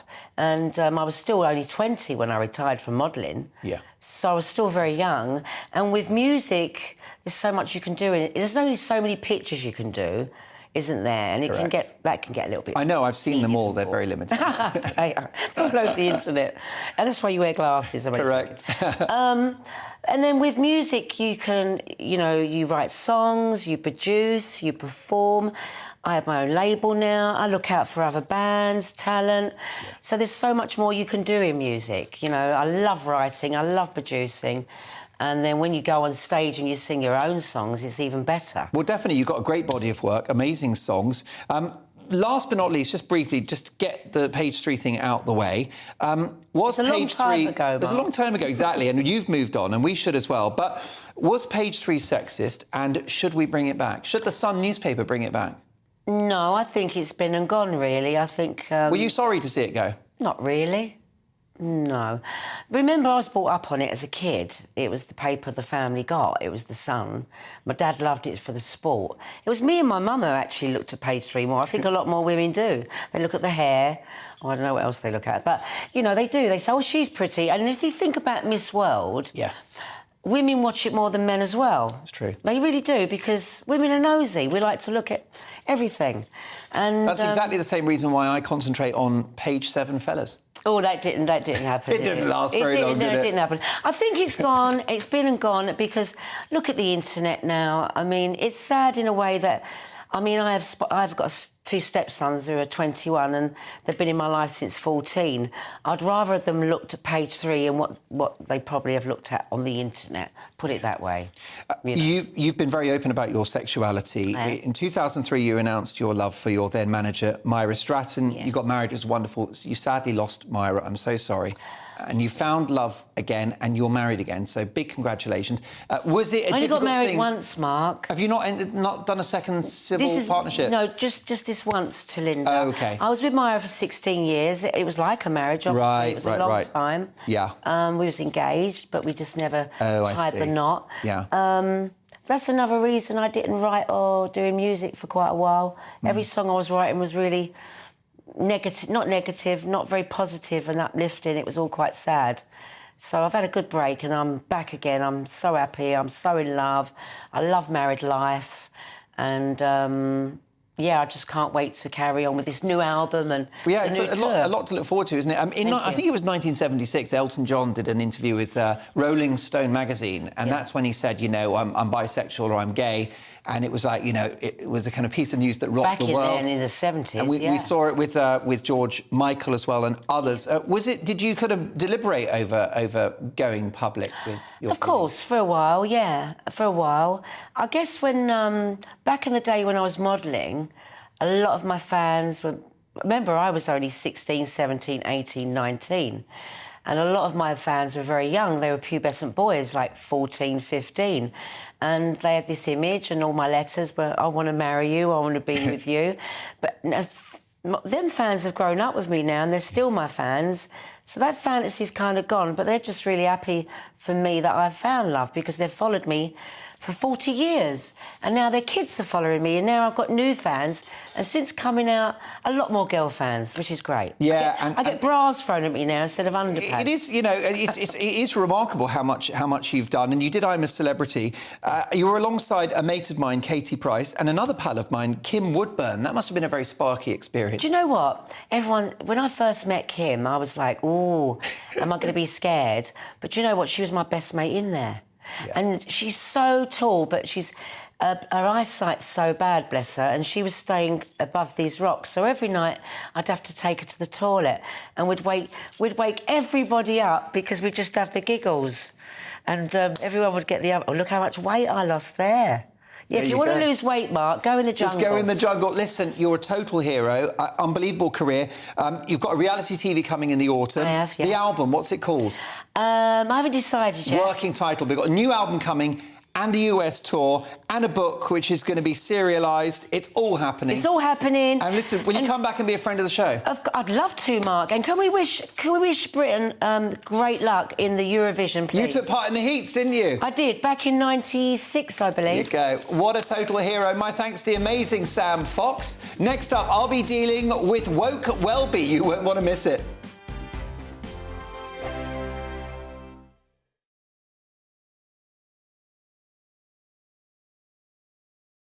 I joined GB News because I was sick and tired of not hearing my views being represented, not just mine, but so many people that I knew and spoke to. I just couldn't get my voice out there. I couldn't say anything. I couldn't do anything. Whatever the narrative was, I kind of had to follow it. GB News is there to provide a voice for those who have been ignored by the establishment media. We think different things, we've got a different style. GB News is here to be optimistic and positive about the future. It's real kind of dynamic and flowing, with the audience very much at the heart of it, like a big family. Here at GB News, we talk about the things that matter to you. Hearing the voices from right across our towns and cities, especially our towns. All sides of the argument represented with a heavy dose of opinion. We're on a mission here to make a difference. And the GB News family really is here for you, and whatever time of day you can watch or listen. Britain's watching. Britain's watching. We're proud to be GB News. The People's Channel. Britain's news channel. Westminster is going around in ever-decreasing circles, followed by the media. Britain is broken. How on earth did we get into this mess? But more importantly, how do we get out of it? Join me at 7 p.m, Mondays to Thursdays on Farage, here on GB News. We will have open, rational debate. We've got to work out how Britain moves forward from this. Join us here on GB News, the People's Channel. Britain is watching. You've probably seen politicians interviewed 1,000 times, but we do it differently. We find out who they really are, we don't shout, we chat, and hopefully we bring a bit of light, not just heat. Did you know Kate Moss? Apparently. Do you have a pair of jeans or a pair of jeans? No, of course I don't. What would I do with them? My friends are like, oh my God, what's she doing now? Join me every Sunday at 6 for Gloria Meets, only on GB News, the People's Channel, Britain's news channel. I'm Simon Evans. Join me on GB News for Headliners at 11 p.m. What's the scoop? I'll be joined by two of the country's top comedians. That's right. As we take a look at tomorrow's newspapers tonight. We're going to get into trouble. If it's a big story, we'll be covering it. Spill some tea on him. There we go. But we'll also have some fun. I wouldn't stick up a bank. My father didn't love me. So anyway, Headliners every night from 11 on GB News, the People's Channel, Britain's news channel. Monday to Thursday, 9 p.m. till 11 p.m. Join me, Dan Wootton. I'll bring you the sharpest takes and hottest debates. Do you not believe in prison? I don't believe in prisons. I'm completely stunned. I guarantee you there'll be no spin, no bias, no censorship. I actually was personally quite offended by it. And no reason to go to bed. So I guess they've always been quite woke. That's Dan Wootton tonight on TV, radio and online. Monday to Thursday from 9 p.m. till 11 p.m. on GB News. The People's Channel, Britain's news channel.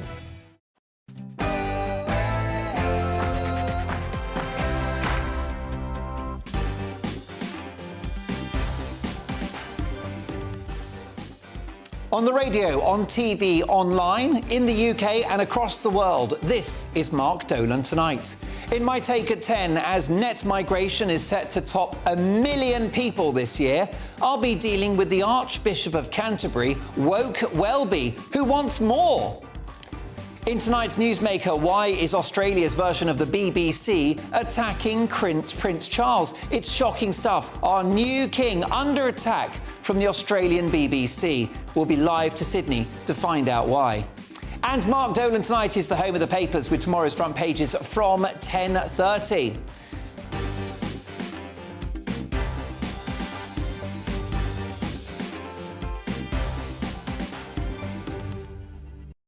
A very busy hour to come. Happy Friday to one and all. The weekend starts here. Let's have some fun. Let's have some big debates, some big guests, and a couple of laughs along the way. So get something cold and bubbly out of the fridge or fire up the kettle and let's get to work. Don't forget, I'll be dealing with woke Welby next. You won't want to miss it. First, the headlines with Tatiana Sanchez.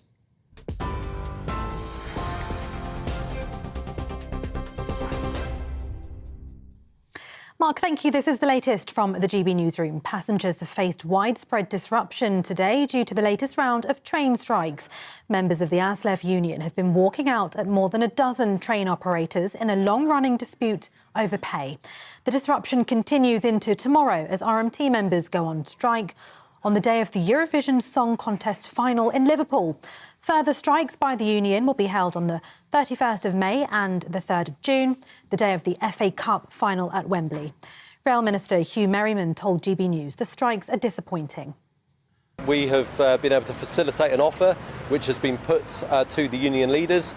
The problem we've got is that they won't put it forward to their members.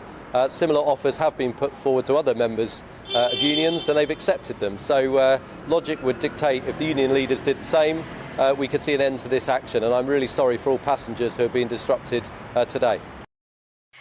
Meanwhile, Rishi Sunak says he's disappointed with the decision to block Ukrainian President Volodymyr Zelensky from addressing the Eurovision Song Contest.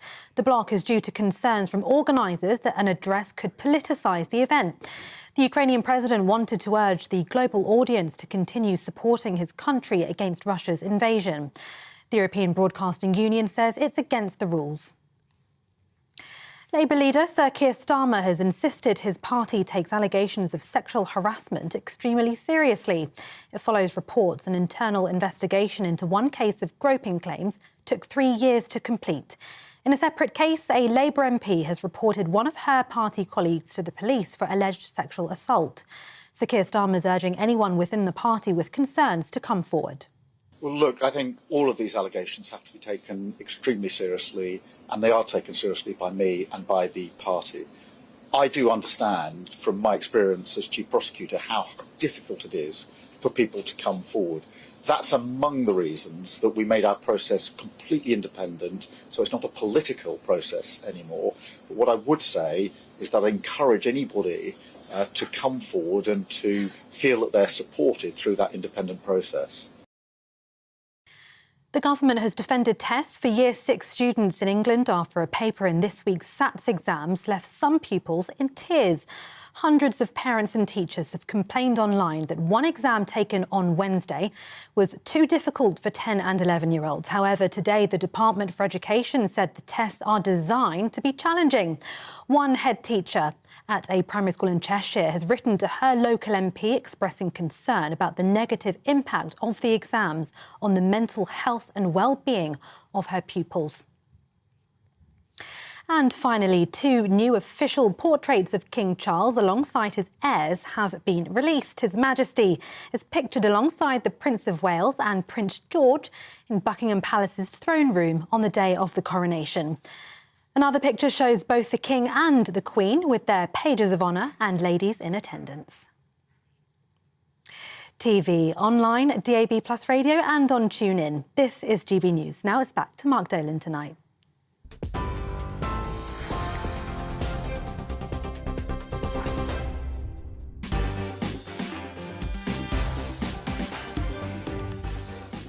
My thanks to Tatiana Sanchez, who returns in an hour's time. It's just gone 10 o'clock. Let's hope the kids are in bed, which means you and I can have some fun. Pour me a glass of Pinot Grigio, if you don't mind. This is Mark Dolan Tonight. Tonight's Newsmaker. Why is Australia's version of the BBC attacking King Charles? Shocking comments about our new monarch. We'll go straight to Sydney to find out what is going on. And Mark Dolan Tonight is the home of the papers. With tomorrow's front pages from 10:30, you can set your watch to it with my top pundits. We'll also be bringing you tonight's headline heroes and back page baddies at the end of the show. So big stories, big guests, and always big opinions. Let's start with my take at 10.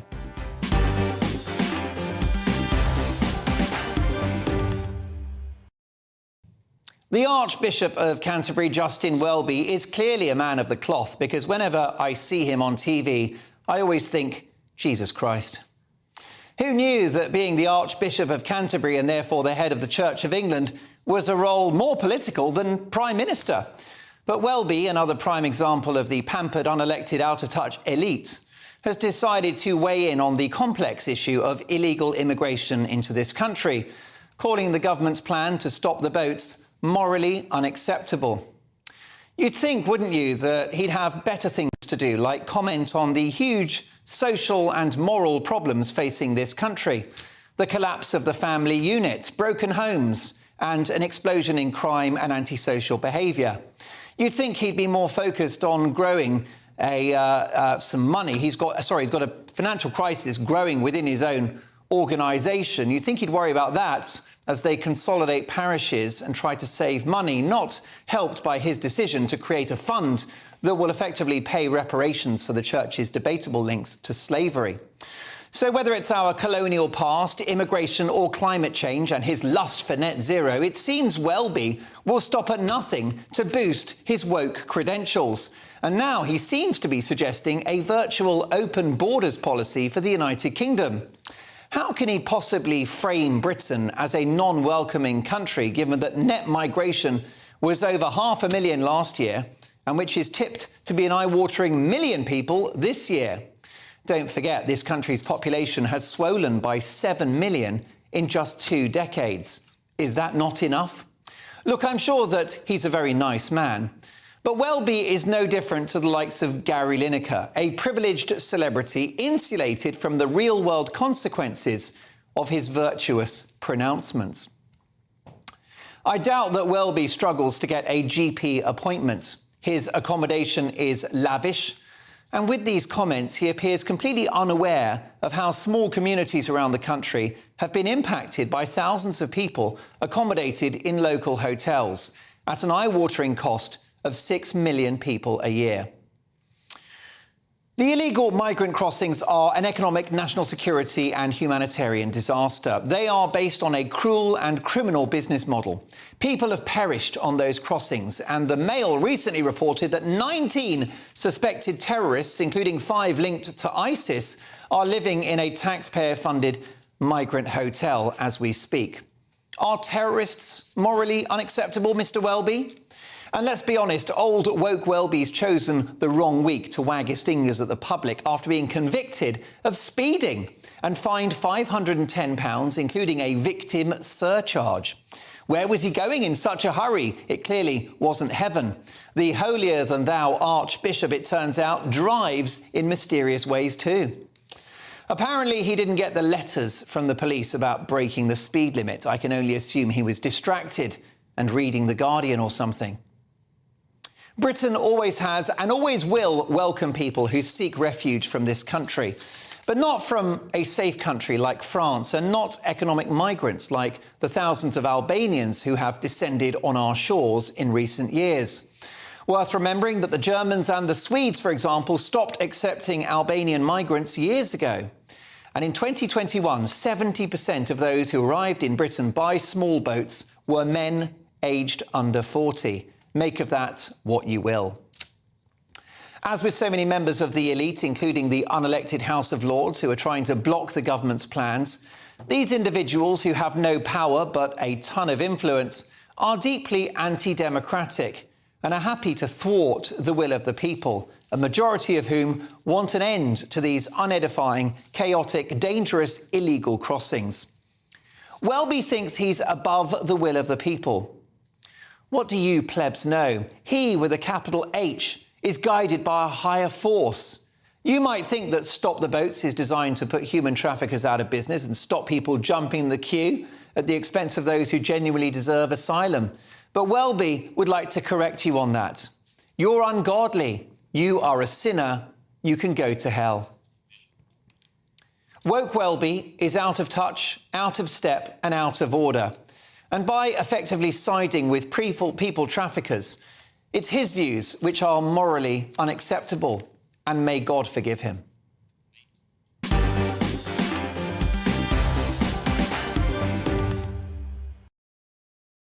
Now, that cost of hotels was, of course, £6 million a day. Forgive the mild trip up there. But look, what do you think? Do you agree? Do you disagree? Justin Welby, has he gone too woke? Is he right to speak out about this? He would argue that it's his job as a faith leader to show leadership on an issue that he thinks is a profound moral question. He's worried at the idea of people seeking refuge being turned away. So he's coming from a moral place. I don't agree with him, but what's your view? Mark at gbnews.uk. Let's get reaction now from my top pundits. Journalist and commentator Lizzie Zeta, broadcaster and writer Aidan McGee, and author and presenter Emma Wolfe. Aidan, can I start with you? Your reaction to woke Welby? Well, look, I mean, I was at church this morning at Westminster Cathedral, Roman Catholic Church. The numbers are pretty good. If you look at the Church of England over the last 10 years, their church attendance numbers have gone down by about 66%. Now, if Welby's tenure as Archbishop of Canterbury was an attempt to be, presenting himself as left-wing and maybe engage with the younger members of the congregation or younger people who maybe lost faith in the church, it clearly isn't working based on those numbers.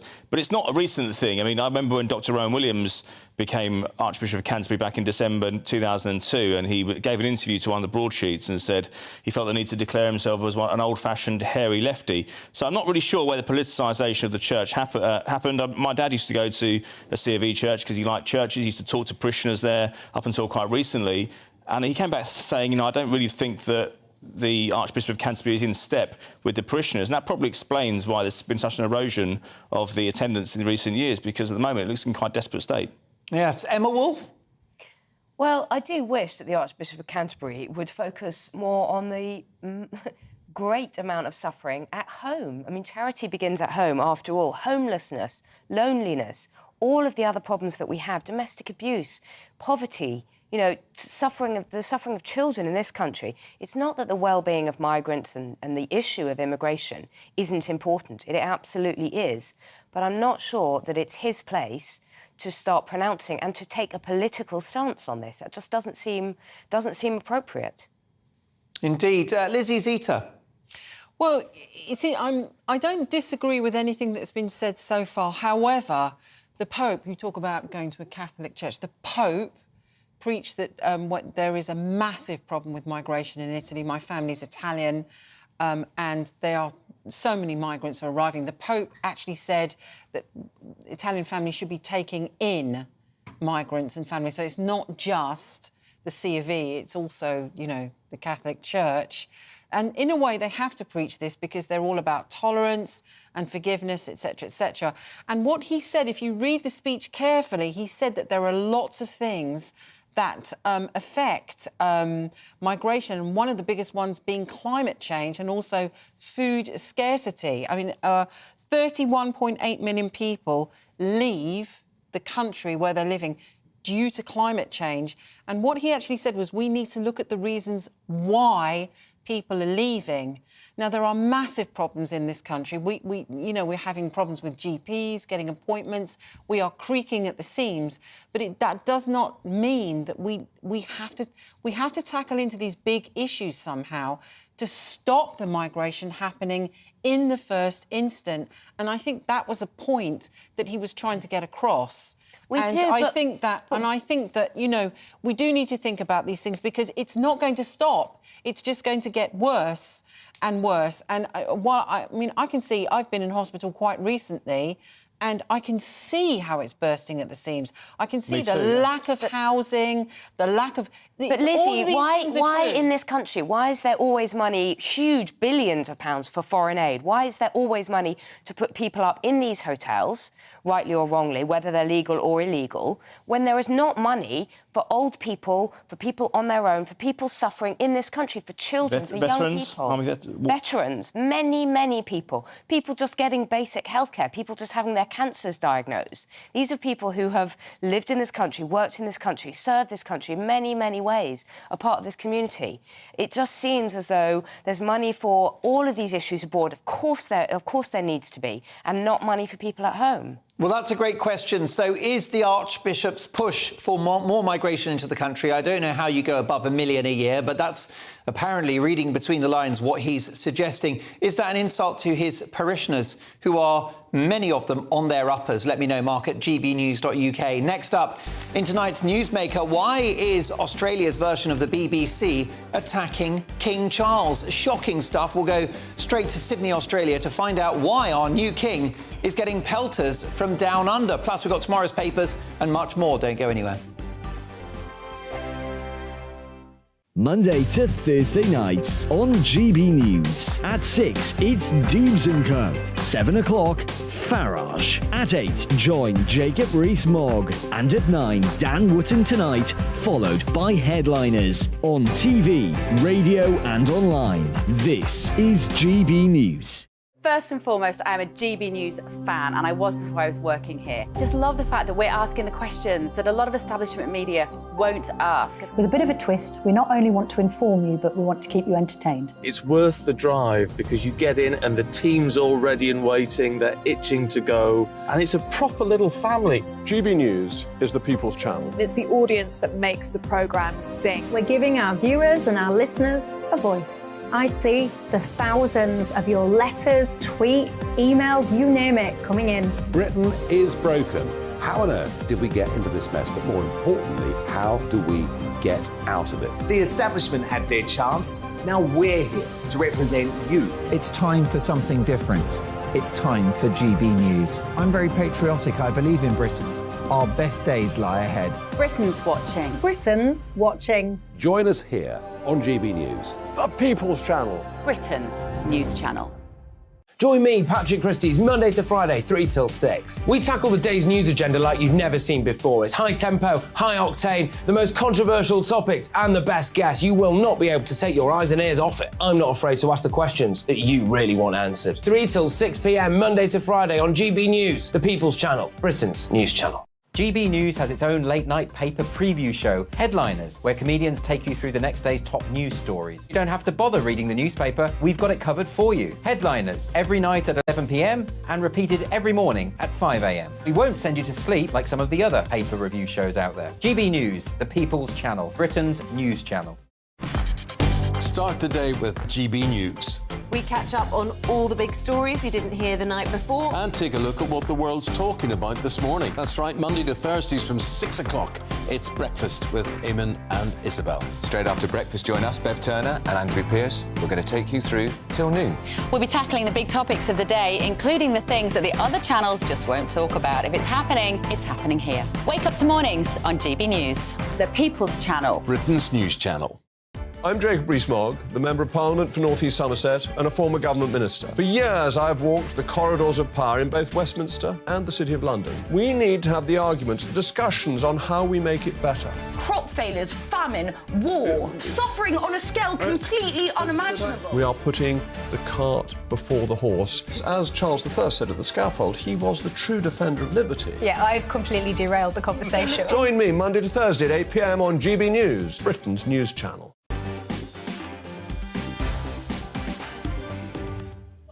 Now, it was a delight to have the 80s model Sam Fox in the studio. We've been asking you on Twitter tonight, should the Sun bring back page 3? I will bring you the astonishing results of that Twitter poll in just a couple of minutes' time. But first, the Newsmaker, in which we tackle a major news story of the day in the company of a fearless commentator. Great news, Tom Hanks, one of the biggest stars in the world, is pushing back on extreme political correctness. He's had enough as well. But first, check out this shocking story. Australia's state broadcaster, ABC, the equivalent of the BBC, has been accused of vitriolic attacks on the King as part of its coronation coverage. The state-funded broadcaster was criticised after it aired a 45-minute discussion prior to the ceremony, which featured a panel dominated by pro-Republic figures who spoke about colonisation and the damage the monarchy had done to Australia. Thousands of viewers took to social media to express outrage at the inappropriate timing of the panel's discussion, and the Australian monarchist group are now threatening legal action against the ABC over its coverage of the event. Well, tonight's Newsmaker live from Australia is The Spectator magazine's Alexandra Marshall. Hi, Alexandra. Good morning, or good evening, as it may be the case for you. Well, indeed, I think you're enjoying your cup of Morning Joe. And look, it's disappointing, this, isn't it? I mean, it's obviously very important to debate Britain's colonial past, but maybe not on Coronation Day. Well, I'm actually an ambassador for Australians for Constitutional Monarchy, and we've been watching events closely. And it seems to me that the ABC only has one role, and that is to uphold whatever the Labor government wants. And so we've got two referendums. The first one is on the Voice to Parliament, which is the enshrining of a racial bureaucracy into our constitution. And then the next year, they've got planned for us another referendum on the monarchy. And so the ABC is completely paranoid about any positive monarchist views. And so they've had the death of Her Majesty the Queen, in which we saw Australia renew its love of history and its ancestry and the crown. And that followed on with the coronation, which is, of course, the ABC's worst nightmare. And the public were expecting, at the very least, a respectful coverage, even if they said nothing at all. But the ABC couldn't help themselves, and they brought on every person they could find who wants to be the next, basically, king, only a political version of that king. So, of course, they disappointed the public, and the few thousand people that still watch the ABC wrote in and complained, then switched channels. Will it work? Do you think that this Labour government and the anti-royal ABC will see the king dispatched as the head of state of Australia? Will it happen? Well, they're not doing themselves any favours, and I'll just put it in perspective for you, because Australia has had a couple of cultural events that have really annoyed the public. The first is they cancelled Anzac Day in favour of COVID restrictions, even though they let the Black Lives Matter march go ahead.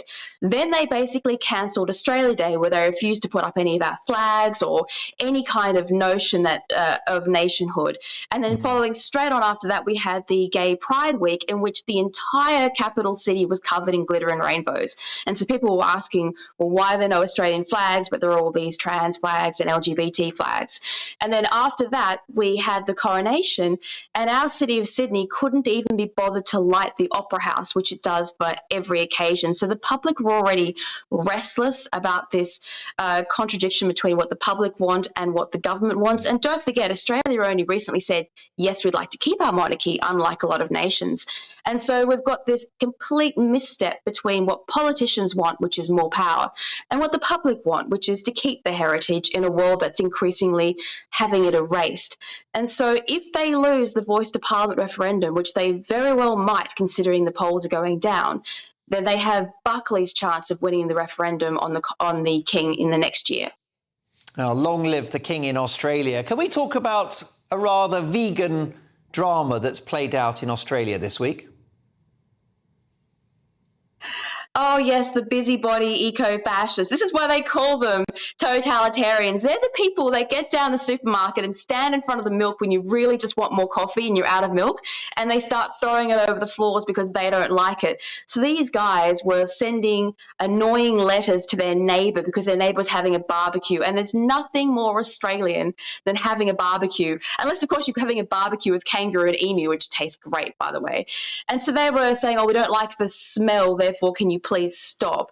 And it's this invasive eco idea that's really starting to vex other people. It's fine if you want to be a vegan, that's no problem, go ahead. But when you start saying you can't be a carnivore, well, then people start getting frustrated. It's like the bike riders who want the entire city to drive at 4K an hour because some guys in Lycra want to go and wander around on a Saturday morning. It's those people. It's very irritating. Well, that's right. This notorious letter that somebody, a vegan family, have said to a neighbour, can you stop cooking meat because it's upsetting us? The world's gone mad. However, briefly, Alexandra, good news from Hollywood. Tom Hanks has had enough of the woke crap. Yes, well, this idea that you have to jump through all these hoops in order to win an award is the exact opposite of what the arts are. So they're basically saying if you want to win an Academy Award, you have to have this many people of colour, this many disabled people, this many people of a certain gender ideology. And it's a nonsense. How can you tell a story if you first have to fabricate your story within inside these special rules? It no longer becomes a story that the artist wants to tell, or that might be a real life story. It becomes some kind of political construction that's been filmed by Hollywood. And where's this going to end up? Are we going to have nobody able to play a role that they're not actually embodying as a person. So only gay people can play other gay people. Only murderers can play murderers. Only doctors can play doctors. It's nonsense. And some of the old school actors are finally realising that maybe they won't have a career anymore unless they start pushing back. Alexandra Marshall is a brilliant journalist. She writes for The Spectator. She can be found at Ellie Melly on Twitter. Great to see you. Thanks for sharing your breakfast with us. We'll catch up soon. Alexandra Marshall there.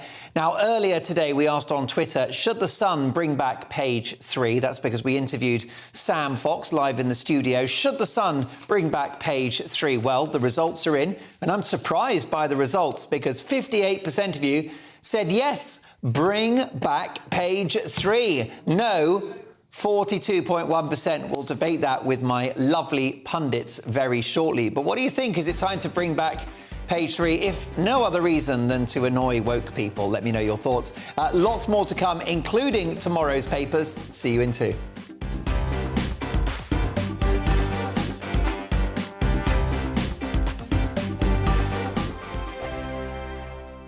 It's all about family, being in people's living rooms, all the interaction and getting to know who our viewers and listeners are. When I was young, my dad used to say, "Nah, stop arguing." I wanted an outlet that would enable me to give my opinion. People are going through a really hard time right now, and I know that you don't feel like you're being listened to by the establishment. I came to GB News because it's the People's Channel, and I want the audience to have their say on the events of the day. We're dynamic. We do something different. Democracy shows that the wisdom of the nation is in its people. I get to travel to find out what the story is from a personal perspective. The British people aren't fools. We know when we're not being told the full story. We've got to work out how Britain moves forward from this. It's the best country in the world. The establishment had their chance. Now we're here to represent your views. Britain's watching. Britain's watching. Britain's watching. We're proud to be GB News. The People's Channel. Britain's news channel. So Jubes and Co, we tackle the issues of the day with real, robust debate, both sides of the fence, battling it out with me in the middle with my forthright opinions and views. And often really interesting things happen because you start with a position and then by the end of the debate you find actually, well, I might not have thought about that one. What we need in this country is 2 new political parties. You should maybe think about doing a 2024 calendar. I'm Michelle Dewberry and I'm keeping you company right through until 7 o'clock this evening. GB News, the People's Channel, Britain's watching. Join us every night on GB News at 11 p.m. for Headliners, which is 3 top comedians going through the next day's news stories, which is exactly what you need, because when the establishment has gone crazy, you need some craziness to make sense of it. So join us 11 p.m. every night on GB News, the People's Channel, Britain's news channel. Join me, Camilla Tominey, on Sunday mornings from 9:30, taking the politicians to task and breaking out of SW1 to see how their decisions are affecting you across the UK. Bursting the Westminster bubble every Sunday morning, only on GB News, the People's Channel. Britain's watching. I'm Andrew Doyle. Join me at 7 o'clock every Sunday night for Free Speech Nation, the show where I tackle the week's biggest stories in politics and current affairs with the help of my 2 comedian panellists and a variety of special guests. Free Speech Nation, Sunday nights from 7 on GB News, the People's Channel, Britain's news channel. I'm Mark White. As GB News Home and Security Editor, I cover those key issues that are so important to you. Our authorities, our communities doing all they can to combat violent crime. With the public services under unbearable strain, why are we still failing to control our borders? Defence, the first priority of any government, has been continually hollowed out. Can we trust our politicians to protect the armed forces? Join me, Mark White, on GB News.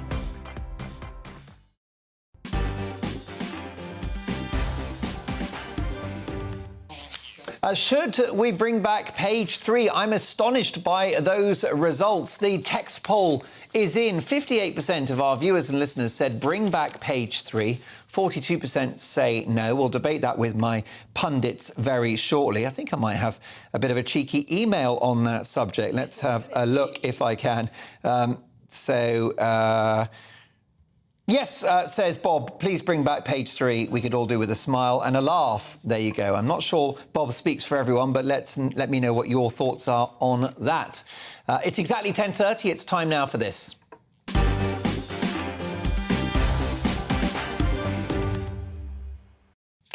It is time now for tomorrow's front pages, and let us start, if we can, with The Independent. And they lead with the following. Sunak let Ukraine leader speak to world at Eurovision final. Volodymyr Zelensky should be allowed to address an audience of millions during tomorrow night's Eurovision Song Contest, Rishi Sunak has urged. The Daily Mail next. New official photos, We Three Kings. Excellent photographs there of Prince George, Prince William and, of course, our new King Charles. Now, 200 firms say axe the tourist tax. The boss of the Ritz, London, today joined the growing clamour of calls for the Chancellor to scrap the hated tourist tax and give a much-needed boost to the British economy. The Guardian, expect Blair-style reforms on steroids, says Starmer. The Labour leader will give a speech tomorrow saying reforms are necessary because an incoming Labour government will have a bigger task than Blair. Starmer likened the scale of the changes he would make as akin to Clause 4 on steroids. The I newspaper, Sunak guilty of managed decline of the Tory party, warns Patel. The former Home Secretary, Priti Patel, will attack the Prime Minister at tomorrow night's CDO summit of the Tory right. Conservative plotters will discuss the future of Rishi Sunak as Priti Patel accuses Tory leadership and MPs of showing nothing but contempt for our foot soldiers. Starmer says Labour are the real Conservatives and pledges to protect our way of life. The Daily Mirror. This morning, exclusive. Phil fights for his job. Philip Schofield is fighting to keep his job on TV, insiders claim. So, of course, you've got a mixture of stories there, mixture of scandals surrounding Schofield. Should he go? He'll just, if he gets in the dole queue, he'll just jump it, won't he? Of course he will. This guy doesn't queue for anyone. We'll discuss Philip's career in just a moment with my excellent pundits. Daily Express now. One day, my son and grandson, this will all be yours. Again, more images of the King and his sons at Buckingham Palace. And Mum's love for Nikki, 7, gave her justice. A mum's enduring love for her murdered 7-year-old daughter helped her win a 31-year battle. We've also got the Times newspaper. PM's focus on science is hot air, says Dyson. And last but not least, the Star. Pope issues commandment we can all fully support. Thou shalt have more rumpy-pumpy. God's right-hand man wants people to have more How's Your Father, but only if they live in Italy, which is a real shame. And there you go. Those are your front pages. Let's get reaction now from my wonderful team of top pundits, journalist and commentator Lizzie Zeta, broadcaster and writer Aidan McGee, and author and presenter Emma Wolfe. All right, well, look, let's get to some of these stories. Sunak guilty of managed decline of the Tory party, warns Priti Patel. We are potentially a year away, Emma Wolfe, from a general election. They don't sound very united, do they? And the idea that trashing another leader and going back to try and find someone who's a little bit better than Liz Truss, Priti Patel, Rishi Sunak, Boris Johnson, the list goes on and on and on, and all the old guys, Michael Gove, Jacob Rees-Mogg, where are they going to find someone else? Down the back of the sofa? Is this their plan now, to get rid of Rishi Sunak, who's just steadying the ship a little bit? I don't know where I don't know where she gets off on this, but it's not going to help. It's all about BBB, isn't it? You know what that stands for? Yes. Bring back Boris. I think so. Yeah, but yeah, probably. I think he'd have. Glad you didn't say something rude there, because I know you're in the gutter, aren't you, Aidan? I am totally. Yeah, where I belong. Stars.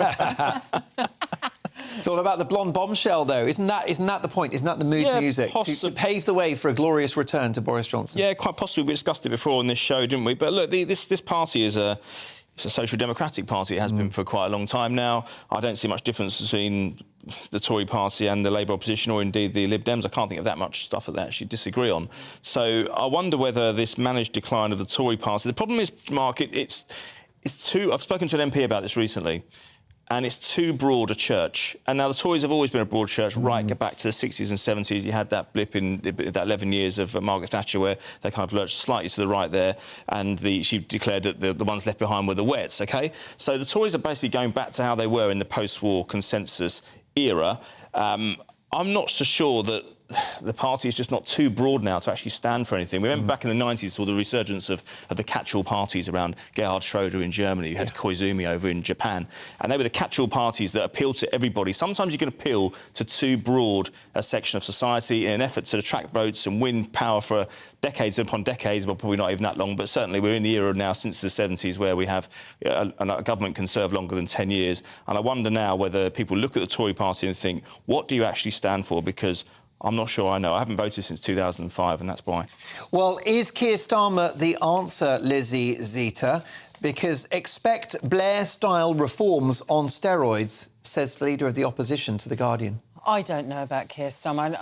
I hope that he's going to be the great hope, but I doubt it. There are very, very big problems that he is going to have to face, and I don't really understand where he's coming from most of the time. He seems to be in constant catch-up. He seems to be following... Reactive, rather than really coming out. I don't see a lot of talent in all of the politicians that we have. No, it's true. You know that thin, white, runny sauce, bechamel, that you put over... Look at you, looking lovingly at that. You're making me hungry now. The bechamel, doesn't that go on lasagna? It does. Yeah. That's what they remind me of. There's nobody Is this really... the best we can do? And they're all a bunch of nutmegs, aren't they? You probably need to... Same in America, you think, wow, is Donald Trump and Joe Biden the best out of hundreds of millions of people? It's so These true. two old guys, is that the best you got? You look at New Labour in the mid-90s, OK? They were ready for power. They were ready for government. You had some gladiatorial figures on that front bench. You're talking Jack Straw, you're talking Tony Blair, you're talking about even Alistair Campbell, people like that. There are people who were ready for government. Gordon Brown was a fierce intellect. Absolutely. Absolutely. Robin Cook, people like that. And I just look at the front bench in the opposition party now and in the sitting government, I say, where's the talent? And I wonder now, do we pay them more? Do we is that one of the answers? I don't think it's that. So many Tory voters I know don't know how to vote now. Do not know where to go now. OK? I don't know how to vote. I'm not a Tory voter, but I don't know. Normally I just vote Green because I just think, well, you know, I'm worried about the climate, etc., and I can't see, none of them speak for me because they're all so damn weak. All of them, and they follow public opinion too much. Well, do you anticipate a fragmentation of our political system? Do you think that perhaps there's a hung parliament, Labour agree to proportional representation in order to win the support of the Lib Dems? At that point, the whole system changes and every vote counts. Well, I think that might not be a bad thing. And also, I think, you know, hung parliaments, at least they would have to talk to each other and get on two different parties together rather than fighting all the time and screaming at each other and, you know, it's... But until we get some talented people, what's the point of them all talking to each other? I don't care. Also, we don't have a great recent history with hung parliaments, do we? Because we had the Brexit deadlock as a result of the fact that Theresa May didn't have enough votes in the House of Commons, and that's why Brexit just didn't get done. It's a really depressing political landscape at the moment. I mean, I really rate Kemi Badenoch. I think she's great, and I love the fact, you know, I love the things she was saying yesterday. Absolutely spot on. And she's intelligent. What was she saying? What was she saying yesterday? She was saying yesterday about Brexit, she was saying you can't just overturn 3,000 of these laws. She said, I actually have a legal training. But the way she said it, she was explaining to people like JRM, Jacob Rees-Mogg, that actually lots of these laws, they're legal, they're laws, they have to be enacted in some way. I haven't explained it very well. Yes, you have, yeah, She's fine. very, very intelligent. She's really bright, and I think she'll be the leader over the next decade or so, you know, at some point of the Tory party. I think she'll be Prime Minister over the next... I just wonder whether everyone is overreacting to the government's current travails and that when it's a presidential choice between Sunak and Starmer, I wonder whether the Tories don't just edge it in a year's time, Aidan, and prove their doubters wrong, including Possibly. on their own backbenches. There are lots within the Tory party Majority, now 20, 30 seats maybe. Who are thinking, well, I mean, I remember 1992, that was John Major. They think this could be like 92 again. So we remember the Sheffield rally, don't we, with Neil Kinnock going out saying, all right, you know, we're going to be he was announced as the Prime Minister elect in three days' time, and they were very, very confident. I don't detect that overconfidence in the Labour Party right now, but I wonder whether in a year's time... We don't know how things are going to look in a year's time either, but if it came down to a straight personality choice between those two, there's not going to be much in it. I doubt it'll be as much... If the Tories do win, I don't think it'll be 30, but I think it could be single figures either way. I think they might just... I agree with Mark. I think they might just edge it just because... People, there's nothing. Starmer's come out with nothing. Of course, the problem in '92, of course, was that there were so many grandees in the party back then that actually quite a lot of them deceased by the time of the next Parliament or before the next Parliament, and they were relying on support from the Ulster Unionists to get legislation through. Yes, I mean, this is an interesting headline in The Guardian, isn't it, Emma? Expect Blair-style reforms on steroids. Where are his policies? He's had many years now. How long has Starmer been in power? About 5 years, 6 years. He's not new now. Yes. He's failed to land at all to make any impression on people. Most people can't name... Just over 3 years. It is 3 years, forgive me. Name the leader of the Labour Party. And thirdly, he announced this a couple of weeks ago. He said exactly the same thing. He said, we're going to do... it's Blair-style reforms, but on hypermax. He didn't say steroids. In other words, he's following Blair, who was whatever anyone thinks of him, he was a great statesman. He was a great leader. He had presence, he had style... and he had a certain amount of gravitas. But is his promise to emulate Tony Blair about as convincing as Liz Truss's promise to emulate Margaret Thatcher? Exactly. Yeah. Don't emulate anybody. Don't try and hark back to the glory days. Yeah. I do think that there's more. There's a closer alignment between someone like Starmer and Blair when we compare that to someone like Thatcher and Truss. They can be more. Can we talk about something a lot more important than any of that, which is Philip Schofield's career? Because the Daily Mirror have an exclusive. Phil fights for his job. This on top of some brilliant journalism from my friend and colleague Dan Wootton in the Mail newspaper, writing about the shenanigans going on. Now, of course, it's not Philip Schofield's fault that his brother got involved in all sorts of issues regarding, well, he's got a paedophile brother. That's unfortunate, not his fault, but it's still a negative story around a presenter. Then there was Q-Gate, where they allegedly jumped the queue to see the Queen's coffin, and reports of backstage bust-ups. Lizzie, what do you think? Do you think Phil's on his way out? I don't know. I think that he's the type of person to fall in something and come out smelling of roses. That's what I think. I think that, he is the forever survivor. And I think he's very good at coming... Do you remember when he was in a load of trouble and suddenly he announced that he was gay? Yes. Do you remember that? Do you remember Was that because he'd been rude to Ruth, what's-her-face, Eamon's wife? Ruth Langsford. Ruth Langsford. Something had happened and it was very bad press, and he suddenly announced it was gay. And everyone was like, oh, how sad. And his wife came out and he said that she was going to support him and the whole family was there. And I just thought, that's very clever, what he's completely distracted. Yeah, I mean, by the way, the Ruth Langsford story was where he allegedly cut her off while she was sort of explaining what was coming up on Loose Women. Apparently, that was reported by the press as a personal slight. Dan Wootton has described him as, I think, one of the most unpleasant men in show business. Have any of you encountered Schofield? No. No, I haven't, actually. Go on. Sorry, go on. You say you have? I know people that have worked with him very intimately. He can be a little bit difficult. Sometimes the worm turns, though. I saw it with Barrymore about 20-odd years ago, but suddenly everyone loves him, then very soon they start briefing against him for whatever reason, and the narrative starts working against him, and suddenly his career's gone. But can I just say, these people have a privileged life. He's had this job forever. Is he not just past it? I mean, I don't watch This Morning, and I don't know anything give somebody about... else a chance. You don't see him on We Buy Any Car adverts anymore, though, do you? No, but he used to... No, well, that deal ended after Q-Gate, and we're not sure if the two are connected. I mean, look, I'll offer a defence for the guy. He's a very, very popular presenter. He's been on TV for decades, so clearly the public love him. I've heard stories about what a professional he is and how loved he is by his team. Personally, I met him, found him a bit of a cold fish, but look, maybe he just found me annoying. Maybe he didn't fancy well, who knows? Who knows? So briefly, if he goes, who should replace him? Me. Correct, Lizzie Zeta. Zeta and Willoughby. You're dusting off your CV for this, aren't you? Never yes, you going to ITV. It's never going to happen. I don't really know.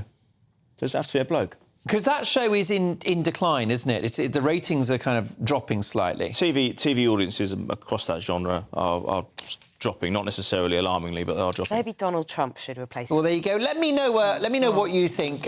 Should Philip Schofield stay at ITV? Should he stay on This Morning? Are you happy with his partnership with Holly Willoughby? If not, who should replace him? Let me know your thoughts on that. Mark at gbnews.uk. Next up, my pundits will be naming their front page heroes and back page baddies. Looking forward to that. Plus, I think we've got tomorrow's Telegraph as well with a corker of a story. See you in 2.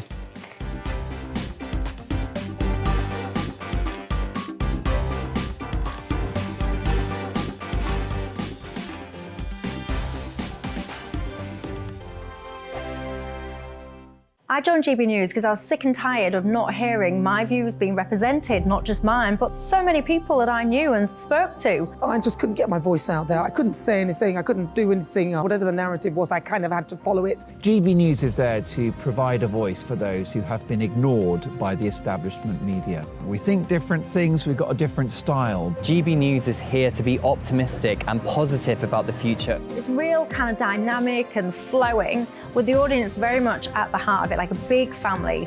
Here at GB News, we talk about the things that matter to you. Hearing the voices from right across our towns and cities, especially our towns. All sides of the argument represented with a heavy dose of opinion. We're on a mission here to make a difference. And the GB News family really is here for you, and whatever time of day you can watch or listen. Britain's watching. Britain's watching. We're proud to be GB News. The People's Channel. Britain's news channel. Westminster is going around in ever-decreasing circles, followed by the media. Britain is broken. How on earth did we get into this mess? But more importantly, how do we get out of it? Join me at 7 p.m, Mondays to Thursdays on Farage, here on GB News. We will have open, rational debate. We've got to work out how Britain moves forward from this. Join us here on GB News, the People's Channel. Britain is watching. You've probably seen politicians interviewed 1,000 times, but we do it differently. We find out who they really are, we don't shout, we chat, and hopefully we bring a bit of light, not just heat. Did you know Kate Moss? Apparently. Do you have a pair of jeans or a pair of jeans? No, of course I don't. What would I do with them? My friends are like, oh my God, what's she doing now? Join me every Sunday at 6 for Gloria Meets, only on GB News, the People's Channel, Britain's news channel. I'm Simon Evans. Join me on GB News for Headliners at 11 p.m. What's the scoop? I'll be joined by 2 of the country's top comedians. That's right. As we take a look at tomorrow's newspapers tonight. We're going to get into trouble. If it's a big story, we'll be covering it. Spill some tea on him. There we go. But we'll also have some fun. I wouldn't stick up a bank. My father didn't love me. So anyway. Headliners every night from 11 on GB News, the People's Channel, Britain's news channel. Monday to Thursday, 9 p.m. till 11 p.m. Join me, Dan Wootton. I'll bring you the sharpest takes and hottest debates. Do you not believe in prison? I don't believe in prisons. I'm completely stunned. I guarantee you there'll be no spin, no bias, no censorship. I actually was personally quite offended by it. And no reason to go to bed. So I guess they've always been quite woke. That's Dan Wootton tonight on TV, radio and online. Monday to Thursday from 9 p.m. till 11 p.m. on GB News. The People's Channel, Britain's news channel.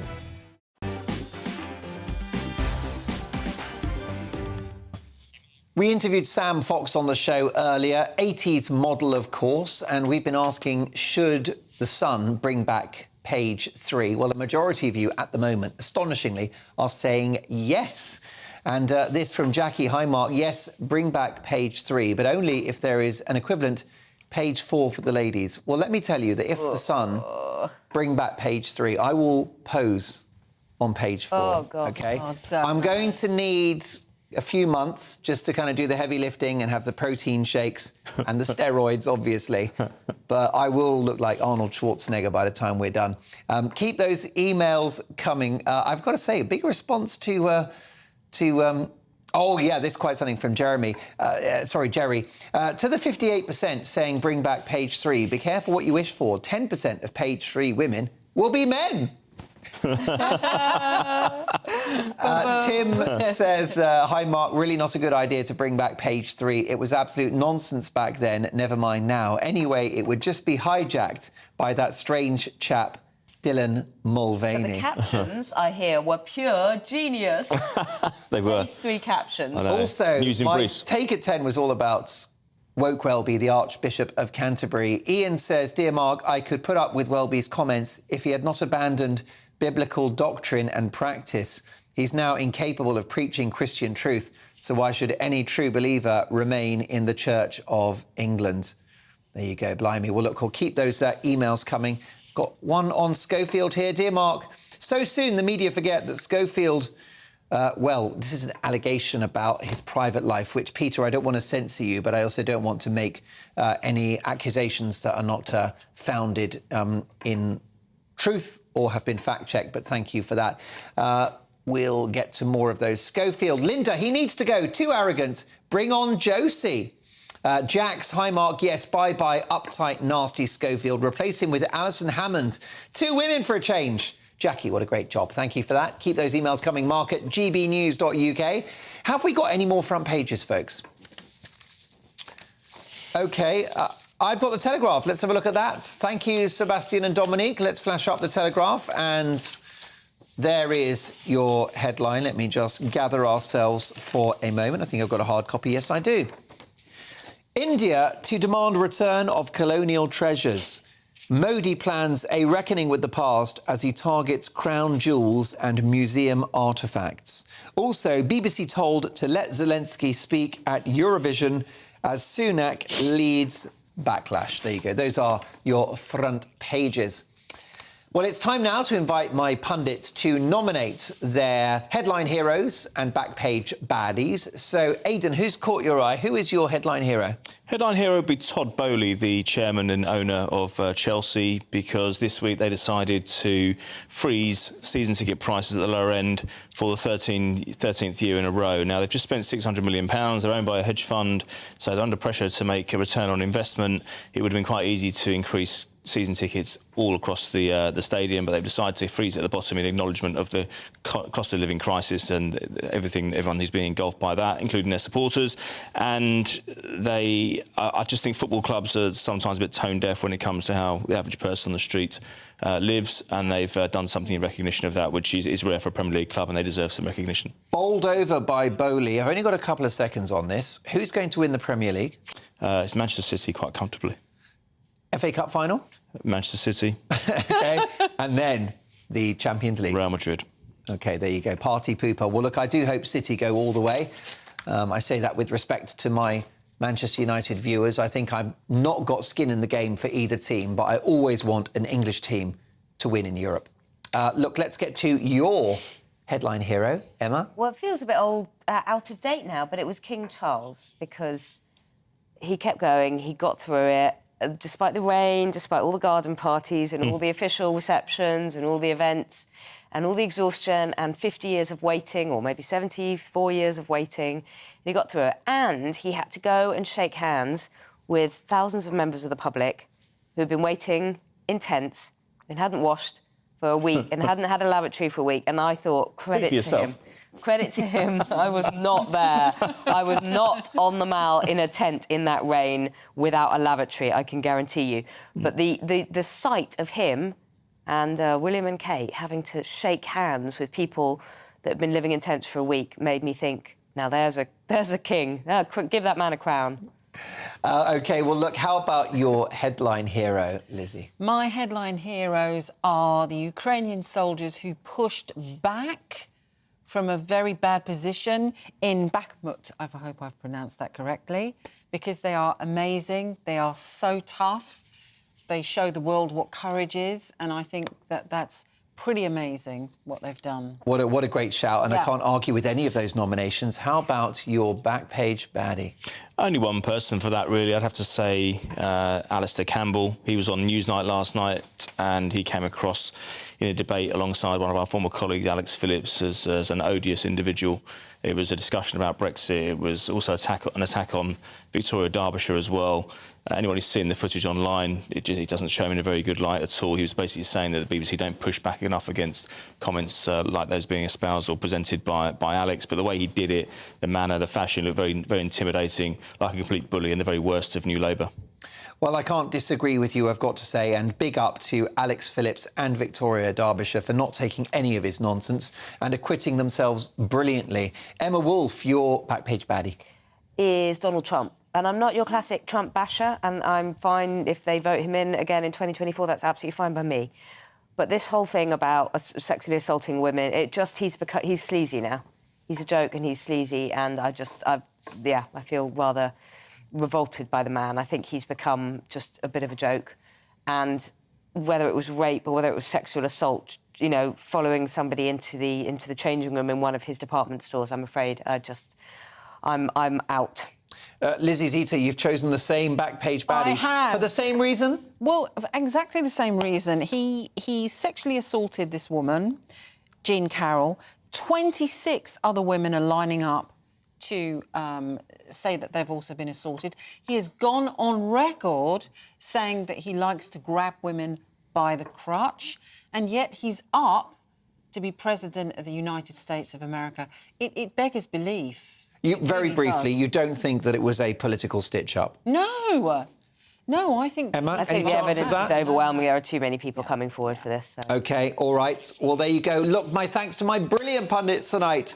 The wonderful Lizzie, Emma and Aidan.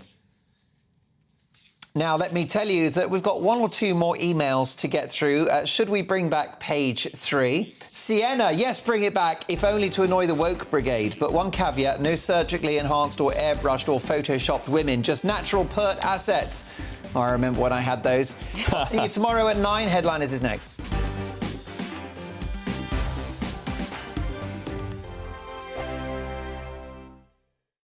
Monday to Thursday nights on GB News. At 6, it's Dubes & Co. 7 o'clock, Farage. At 8, join Jacob Rees-Mogg. And at 9, Dan Wootton Tonight, followed by Headliners. On TV, radio and online. This is GB News.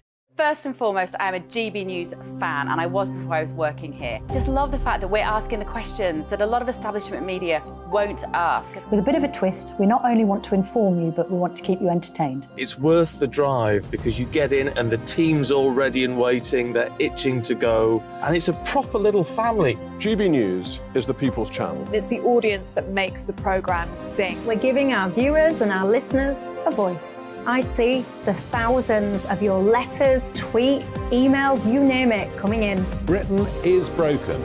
How on earth did we get into this mess? But more importantly, how do we get out of it? The establishment had their chance. Now we're here to represent you. It's time for something different.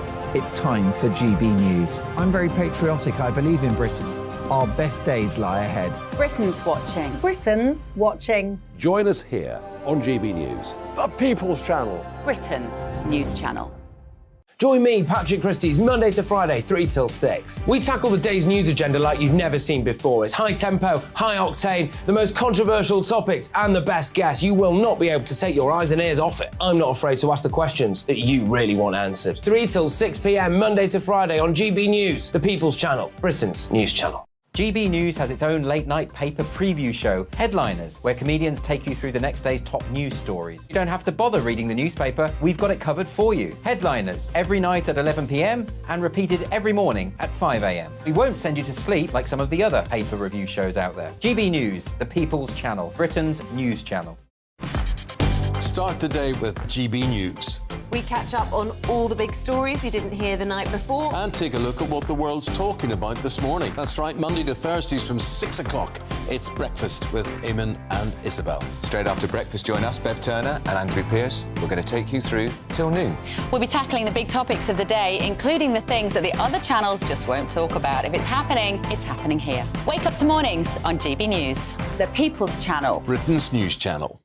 I'm Jacob Rees-Mogg, the Member of Parliament for North East Somerset and a former government minister. For years, I've walked the corridors of power in both Westminster and the City of London. We need to have the arguments, the discussions on how we make it better. Crop failures, famine, war, suffering on a scale completely unimaginable. We are putting the cart before the horse. As Charles I said at the scaffold, he was the true defender of liberty. Yeah, I've completely derailed the conversation. Join me Monday to Thursday at 8 p.m. on GB News, Britain's news channel.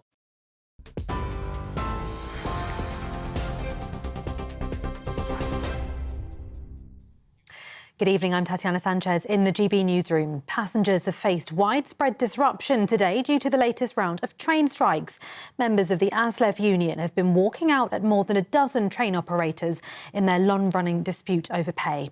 The disruption continues into tomorrow as RMT members will go on strike on the day of the Eurovision Song Contest final in Liverpool. Further strikes by the union will be held on the 31st of May and the 3rd of June, the day of the FA Cup final at Wembley. Rail Minister Hugh Merriman told GB News the strikes are disappointing.